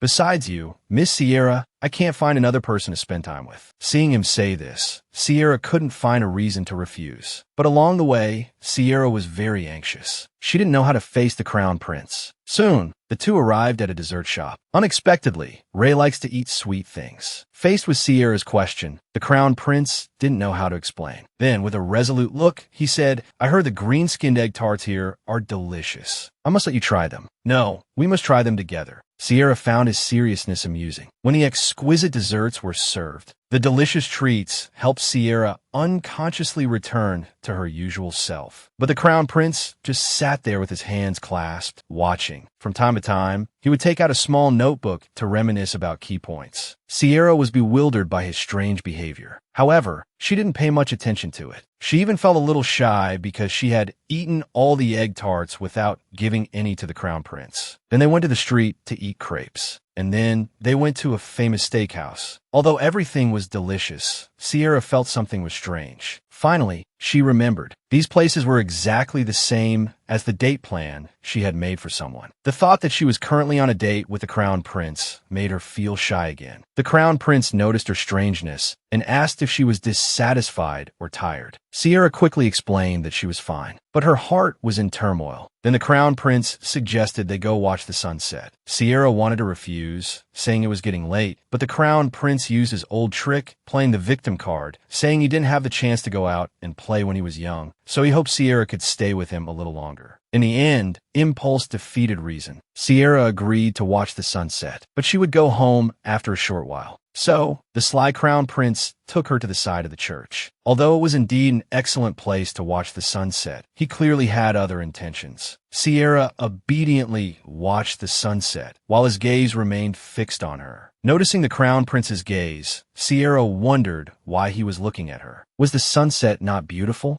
No, it's because it's too beautiful. Now, Sierra understood what the Crown Prince meant. She awkwardly tried to change the subject that I think the sunset is beautiful too, seeing that the Crown Prince was about to continue. Sierra quickly interrupted him. "Thank you for this. I've been busy discussing business with the nobles lately, so it feels good to get some fresh air." Just like that, both of them fell silent, the only sound being the wind. A leaf coincidentally fell on Sierra's head. The Crown Prince, of course, wouldn't miss this opportunity for physical contact. He gently removed the leaf from her head. Sierra clearly hadn't expected the sudden action. She blushed and turned her head away. An ambiguous atmosphere filled the air. Sierra's composure almost crumbled. Looking at the Crown Prince's expectant and persistent gaze, she chose not to avoid him any longer. However, just at this moment, heavy rain suddenly started pouring from the sky, extinguishing the throbbing emotions in their hearts. The two, once inseparable best friends, had now become irreconcilable enemies. Sierra, having transmigrated into the book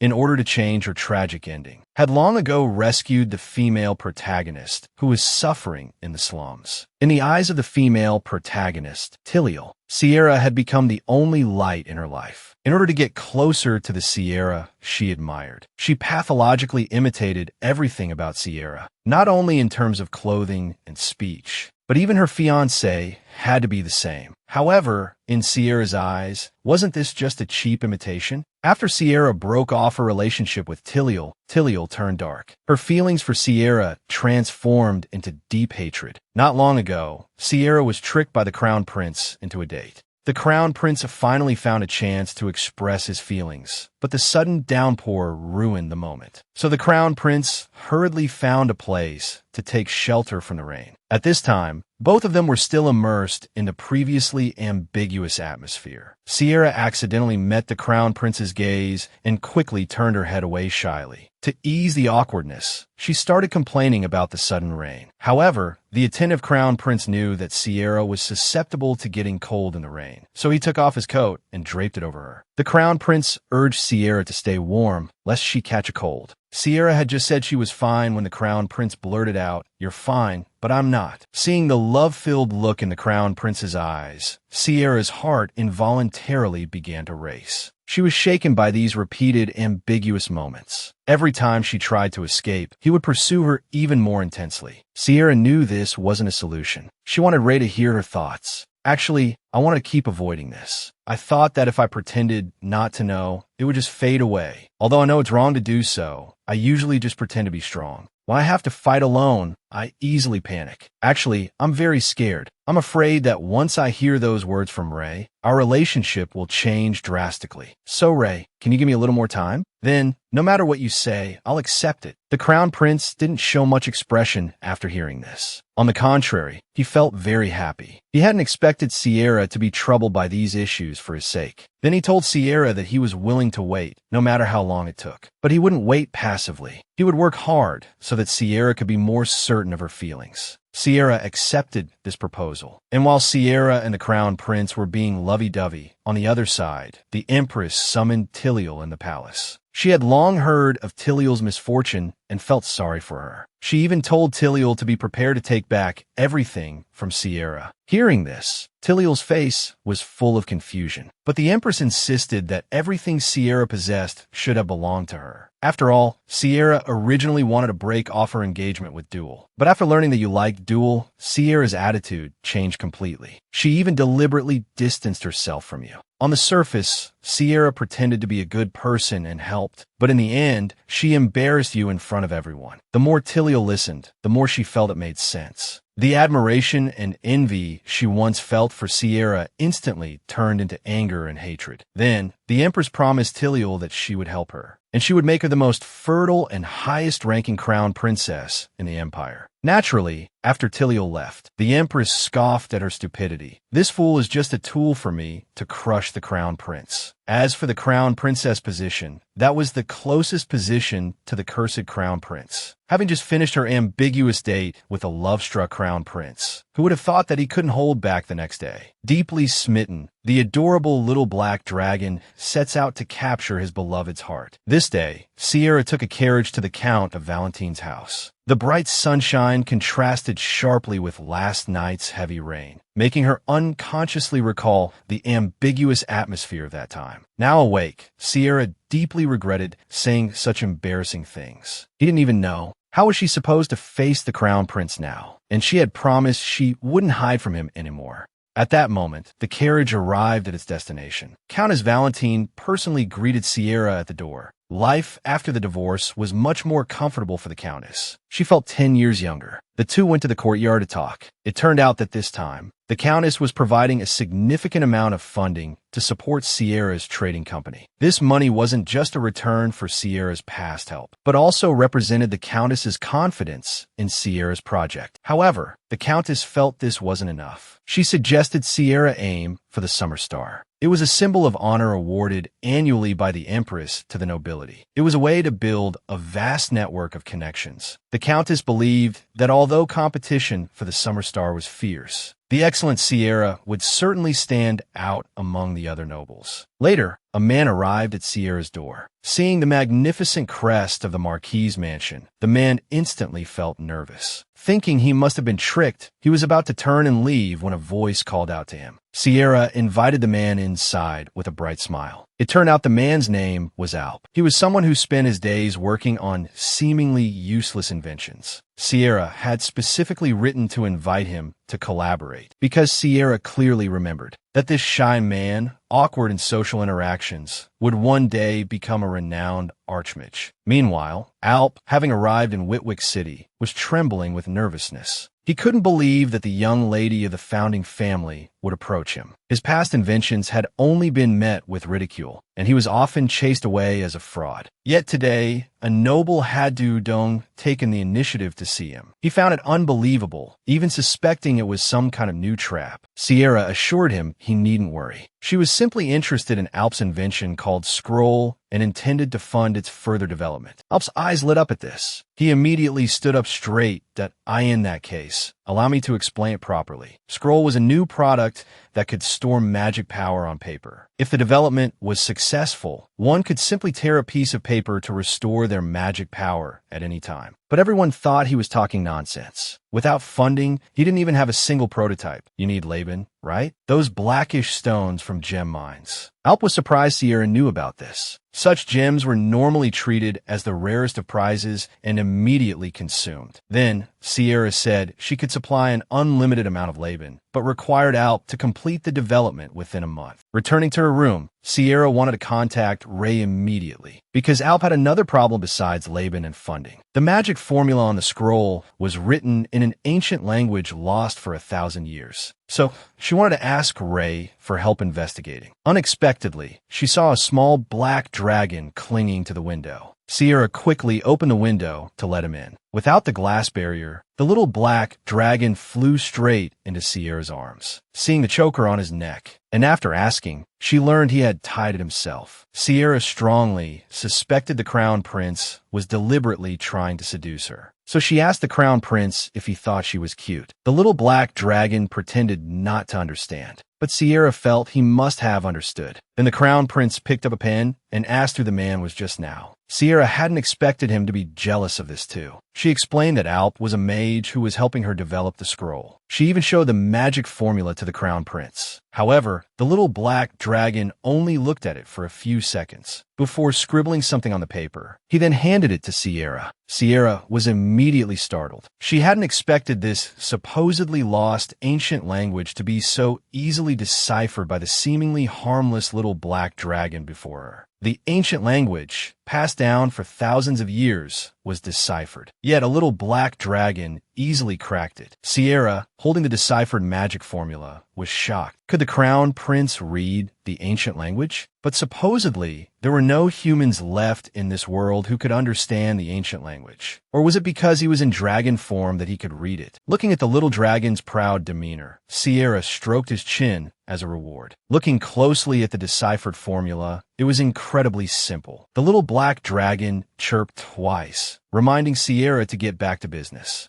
Sierra quickly called Lei Mei, instructing him to send a letter to Alp, informing him that the magic formula had been completely deciphered. Afterwards, Sierra arrived at a complex residential area. This was Alp's home. It was Sierra's first time in such a place. Knocking on the door, a harsh creaking sound accompanied the opening of the wooden door. Alp, sporting heavy dark circles under his eyes, clearly hadn't slept for days. He then invited Sierra inside. The inside was cluttered, with barely any space to stand. Alp immediately returned to his seat to continue his research. Suddenly, he remembered the letter mentioning the deciphered formula, which was precisely the reason for Sierra's visit. Upon receiving the magic formula, Alp's face lit up with excitement. His expression clearly indicated the formula's correctness. However, he was curious how Sierra had managed to decipher it. Sierra explained that it wasn't her, but her pet lizard who had helped decipher it. Alp was obviously skeptical. How could a lizard understand the ancient language? Sierra was struggling to explain. Alp turned back and immersed himself in his research, following the new magic formula. He remixed the magic potion and added the Laban gem to the solution. The solution quickly reacted, resulting in a violent explosion. Alp sat on the ground, covered in soot. Sierra rushed forward to check on him, but Alp just stared at something in his hand, without answering. Finally, he realized the experiment was a success. Without the deciphered formula, he might have been forever labeled a fraud. But now, with Sierra's help, he had successfully created it. He instinctively wanted to hug Sierra, but as his hand touched her waist, the little black dragon suddenly pounced on Alp's face, stopping him and swatting him with his tail. Alp, realizing his impropriety, apologized. Sierra quickly picked up the little dragon and asked Alp if he was hurt. Her uncle got jealous easily, but Alp didn't hear her, completely engrossed in admiring the scroll. Now that the scroll had been successfully created, the only thing left was to promote it. Alp was only good at inventing. He wasn't interested in these matters. So, Sierra took on the task of promoting the scroll. She also warned Alp to always keep the dragon secured before taking him anywhere. Back home, Sierra looked for suitable nobles to help with promotion, but couldn't find anyone satisfactory. Then, May came in carrying a pile of gifts. He told Sierra that they were all sent by someone named Isleready. Sierra remembered this was the crown prince's other identity. The little black dragon quickly feigned ignorance. Sierra asked May to put the gifts on the table. Under the little black dragon's magic, the gifts unwrapped themselves in front of Sierra. Sierra picked one up and was instantly dumbfounded. They were all health foods like brown sugar water. The Dragon Crown Prince and the Dragon Slayer had their first official encounter. The doting Crown Prince's first act was to protect his beloved in his arms. Not long ago, the little black dragon had given Sierra a pile of health foods and patiently peeled off the packaging for her. He even hand-fed Sierra, which was a bit much for her to handle. The health foods weren't exactly delicious. They were actually quite unpleasant. But she couldn't resist the adorable little black dragon's persistent coaxing. He closed his eyes and popped another one into his mouth. He found it strange. Why was the little black dragon giving him health supplements? He was clearly healthy, but the little black dragon shook its head, indicating it wasn't enough. Even though Sierra felt their communication was inconvenient, he asked the little black dragon if it could return to its original form. Immediately, the little black dragon scribbled a response on paper. "It's so late now. Don't you think it's dangerous if I return to my original form and stay with you?" Sierra briefly imagined the crown prince ambiguously feeding him things. Sierra instantly dismissed the thought. Blushing, he shifted the topic to work. He wanted to find a suitable place to release the scroll. It had to be somewhere with high attention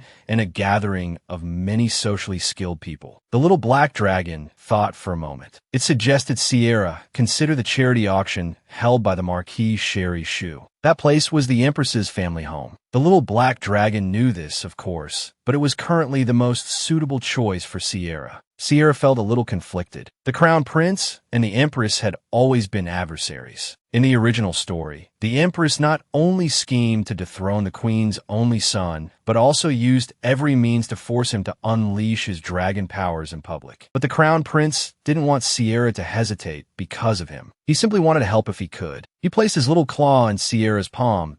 "I'll go with you that day." Sierra suddenly felt inexplicably reassured. The day of the charity gala soon arrived. News of the Luminos merchant group's participation in the auction spread. Many nobles sneered at the recently emerged Luminos merchant group. They believed it couldn't possibly offer merchandise worthy of the gathering. A tactless woman laughed derisively. Sierra heard her and walked over. "Thank you all for paying so much attention to the Luminos merchant group, which I sponsor." Although he spoke politely, no one dared to utter another word. Sierra suppressed his annoyance, thinking, "Don't come begging me to sell you scrolls later." He was just about to check on the auction preparations when his heart suddenly skipped a beat. Louvre was standing right before him. He quickly turned his head, pretending not to see him. But Louvre had clearly noticed Sierra and chased after him, asking why he was hiding. When Sierra feigned ignorance, Louvre didn't seem to mind. He then greeted Sierra again, using the wrong name. "Hello, Shiriel." Sierra responded respectfully. Just then, Louvre noticed Sierra was wearing the necklace he had given him. Actually, Sierra hadn't wanted to wear it, but May had said it matched his outfit for the day. Your maid was right. This necklace is perfect for today. Sierra didn't understand the meaning behind those words, but just in case, he decided to avoid him. However, just as he was about to excuse himself, the crown prince, disguised as Duke Ailready, walked towards him. Sierra immediately panicked. If these two met, who knew what would happen? I should have heard of you, if you're a noble family that can attend such a grand gathering. But this is the first time I've heard your name, Duke Ailready. The crown prince realized his magic wasn't working on Louvre,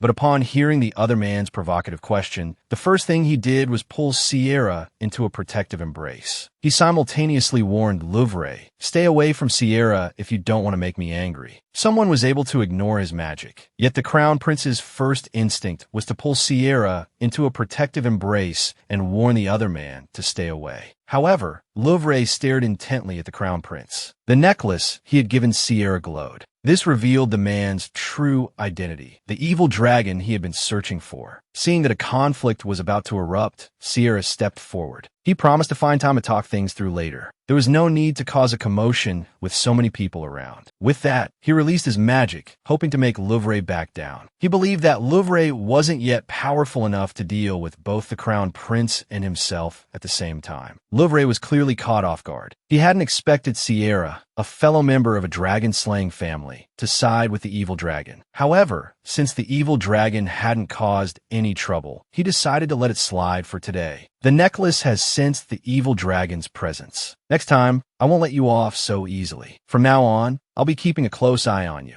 With that, Louvre left. Sierra only breathed a sigh of relief after confirming Louvre's departure. One wrong move, and he could have exposed the crown prince. Seeing Sierra's worried expression, the crown prince smiled brightly. Sierra had defended him, even daring to defy the powerful Duke Justice. He found Sierra incredibly brave. Reaching out, he gently caressed Sierra's face. "Since you protected me today, miss, I will repay this kindness, even if it costs me my life." Both their hearts raced. Just then, the announcer's voice interrupted them. "We invite the emerging artists to bring their product to the auction stage." The crown prince took Sierra's hand encouragingly. "Let everyone here see what a capable and powerful person you are. Sierra Chakil." Then, with confidence, Sierra stepped out from the crowd. At his signal, a nervous Alp announced his invention. An ordinary-looking piece of paper, ceremoniously wrapped, was placed on the stage. The surrounding people instantly erupted in chatter. Alp then explained the function of the scroll. It allowed anyone to use magic freely. Some of the nobles below expressed disbelief, but most wore expressions of disdain, believing it to be nothing more than an exaggeration. After all, even children knew that magic was a power exclusive to mages. Everything so far was within Sierra's expectations. Following Sierra's instructions, Alp selected a representative from the crowd to verify the scroll's authenticity. A nobleman volunteered to try it out on stage. His name was William. He had sought out numerous charlatan mages to cure his daughter's illness, and, as a result, had always been skeptical of magic. Alp handed him the scroll and explained how to use it. William's face was full of doubt. The trick of tearing a piece of paper to use magic seemed ridiculous. However, the moment he tore it, a flame spontaneously ignited in his palm. He stared blankly at the lingering sparks in his hand, not coming back to his senses until it had completely extinguished. His eyes were filled with surprise, as if he had found a way to cure his daughter. Witnessing this scene, the surrounding people had no choice but to believe in the scroll's effect. William anxiously asked Alp if the scroll could cure illnesses, offering a substantial investment for its development. At this point, the nobles below also began clamoring for the scroll. Alp, overwhelmed by the scene, announced that the distribution of the scroll would be handled exclusively by the Luminose merchant group. Upon hearing this, everyone turned their attention to Sierra, eagerly crowding around, hoping for a chance to speak privately. This resulted in a brawl between several nobles. It took quite a while for Sierra to extricate himself from the crowd. The crown prince, of course, followed closely behind. He was delighted by Sierra's success. Sierra smiled, saying it was all thanks to him. all thanks to your clever little hands that so obediently untied the knot. He would never forget that image. Hearing Sierra call him cute, the crown prince blushed, but he immediately used this to his advantage, moving closer. "Since you say I'm obedient, miss, would you listen to a request of mine?" Seeing the crown prince extend an invitation to dance while Sierra was still happy, Sierra couldn't refuse. Gently taking the crown prince's outstretched hand, Sierra couldn't find a reason to avoid him this time. His current happiness was all thanks to the crown prince. Besides, the request was so gentle and sweet. The next moment, the crown prince pulled Sierra into his arms. Sierra was pressed close against the crown prince's chest, each feeling the other's heartbeat. They danced to the flowing music in the hall, bathed in the cool breeze. At this moment, Sierra felt a sense of wonder and surrealism. After becoming Sierra, his life had been a constant struggle for survival. Now, there was someone genuinely happy for his achievements. The crown prince easily removed the necklace from Sierra's neck. His affectionate and gentle gaze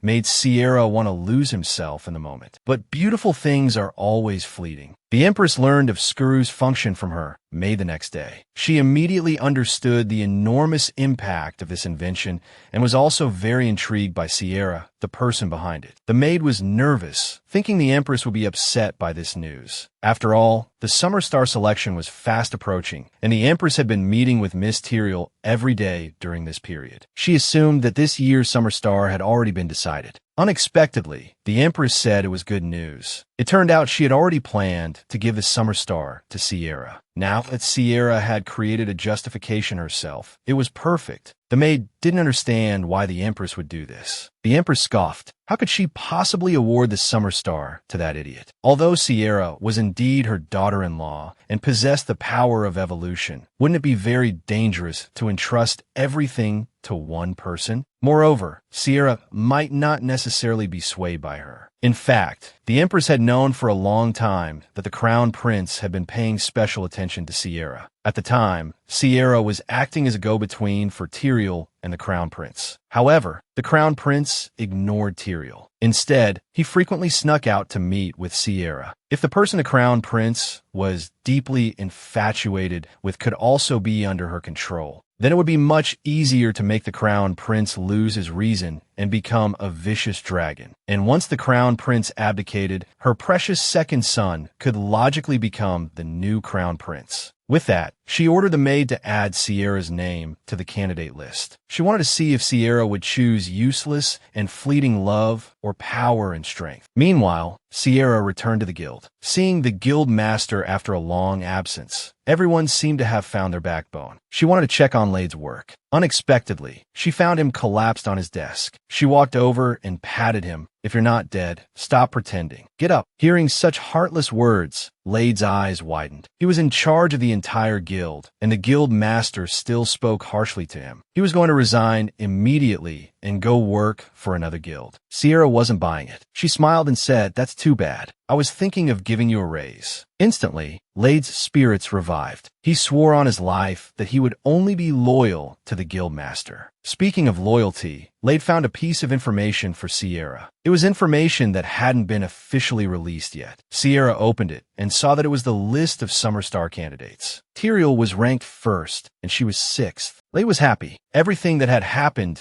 so far was going according to plan. Sierra, however, wasn't too excited, because for some reason, she had an ominous feeling in her heart, as if everything was being controlled by someone in the shadows. Even though she had already broken off her relationship with her two-faced best friend, when they met again, the other girl still put on a deeply affectionate act. It led the onlookers to pity Tyrael's misfortune. This manipulation made Sierra's last shred of pity for her disappear completely. Not long ago, Sierra had just arrived at the Summer Star selection venue. This was an award established for noble ladies who had made significant contributions to the empire. In reality, there wasn't a clear standard for contribution, as the award was solely decided by the Empress. However, in order to gain the Empress's favor, many noble families would try their best to win this award. Sierra originally thought that with her invention of Skuru, she could easily secure this year's Summer Star. However, the approaching Tyrael gave her a bad feeling. Sierra wanted to avoid her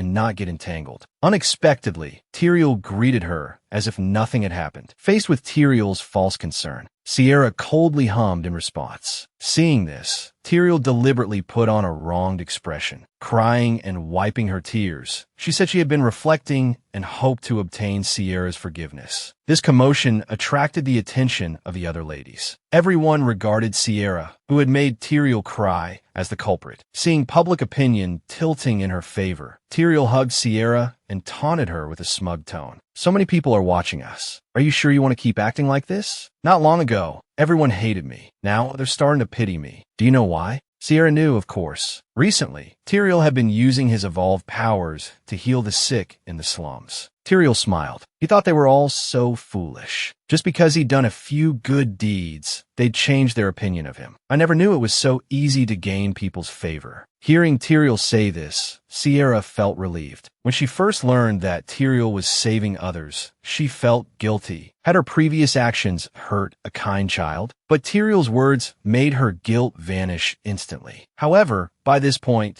Tyrael no longer cared about Sierra's opinion. He swaggered into the venue with the Empress's attendants. Sierra's face darkened, so Tyrael had sided with the Empress. Then the Summer Star must have been Tyrael's doing as well. The Empress must be planning to use the purification power to suppress the Crown Prince. That way, she could gain power, and Tyrael could become the Crown Princess. Soon, the Empress entered and announced the final result. Her dignified and elegant demeanor made it hard for Sierra to believe she was a bad person. Suddenly, Sierra noticed that the Empress had been looking at her too. She even gave her an enigmatic smile. Then the Empress announced that the winner of the Summer Star was Miss Lavalin. Sierra felt confused. Why her and not Tyrael? The Empress then summoned Sierra to the stage to receive the award. The Empress had specially prepared a medal for Sierra and invited her for tea and a chat afterward. The surrounding people immediately cast envious glances. Although everything had gone according to Sierra's plan, she still felt a sense of unease. She subconsciously looked at Tyrael in the crowd and saw him smiling and applauding in congratulations. Upon hearing that the girl he liked was troubled, the Crown Prince immediately transformed into a little black dragon and went to comfort her. However, unknowingly, he turned his comforting words into a confession and pushed the girl onto the bed. Not long ago, Sierra had been awarded the Summer Star Medal by the Empress. Although she had received many congratulations from noble ladies since then, she still had a bad feeling. What did Tyrael's saintly smile mean? And why did the Empress award her the Summer Star? Before she got into the carriage, the Empress's maid stopped her. The Empress will send you an invitation soon. Please be prepared. Sierra agreed, and then glanced towards the Empress in the distance. She noticed that the Empress and Tyrael were also watching her. The Empress's meaningful smile made Sierra's heart clench. In the carriage on the way back, Sierra was consumed by anxiety. Dealing with the Empress would certainly not be as easy as dealing with Duke Louvre or Count Valentine. But she wasn't going to sit idly by. Sierra racked her brains the entire way home, searching for a solution. When the carriage arrived home, May, seeing Sierra's pale face, hurried forward to greet her. But Sierra declined her company and walked to her room alone. Upon entering, she collapsed onto the floor. She hadn't expected that she would one day be so overwhelmed with fear and uncertainty. Just as she felt discouraged, a familiar sound caught her attention. The Crown Prince, transformed into a little black dragon, flew straight towards her. Sierra caught him in her hands, feeling a little comforted. Now she had someone to share her worries with. The little black dragon whimpered and cried. Sierra knew he was worried about what had happened to her. However, she didn't tell him everything immediately. Instead, she held the little black dragon close, feeling the warmth of his body. The chill that had just enveloped Sierra seemed to vanish in an instant. Because Sierra said she was tired, the little black dragon began to massage her. Sierra wanted him to stop. His sharp claws felt like they were tickling her. Moreover, she wasn't sure if she should accept a massage from the Crown Prince. But the Crown Prince insisted on helping Sierra relax. After she relaxed, Sierra told him about what had happened that day. When he heard that the Empress had invited Sierra to a tea party, the little black dragon suddenly seemed to remember something. He moved away from Sierra and frantically searched for a pen on the table, wanting to give her a hint. Sierra picked up the little black dragon. You don't need to stay in this form all the time. If you turn human, It should be much easier for us to communicate. Hearing this, the little black dragon's face instantly turned red. Sierra thought to herself, since nothing had happened when she was with the crown prince before, she persuaded the little black dragon to return to his original form. Hearing this, a red light emanated from the little black dragon. The next moment, he transformed into the crown prince. He also ended up pressing Sierra down onto the bed. Blushing, the crown prince apologized, saying it wasn't intentional. However, Sierra's words made him freeze. Ray, you know our contract doesn't have any other meaning, right? Now that the merchant group is on track, my father won't force me to get engaged anymore. But then, what will be left between us? The crown prince seemed a little anxious. I don't want our relationship to just end like this. So, Sierra, even without the contract, are you willing to stay by my side forever? The crown prince's worried heart relaxed. He moved closer to Sierra once again. Finally, he embraced her tightly. Why would you ask that? Of course, I will always stay by your side forever.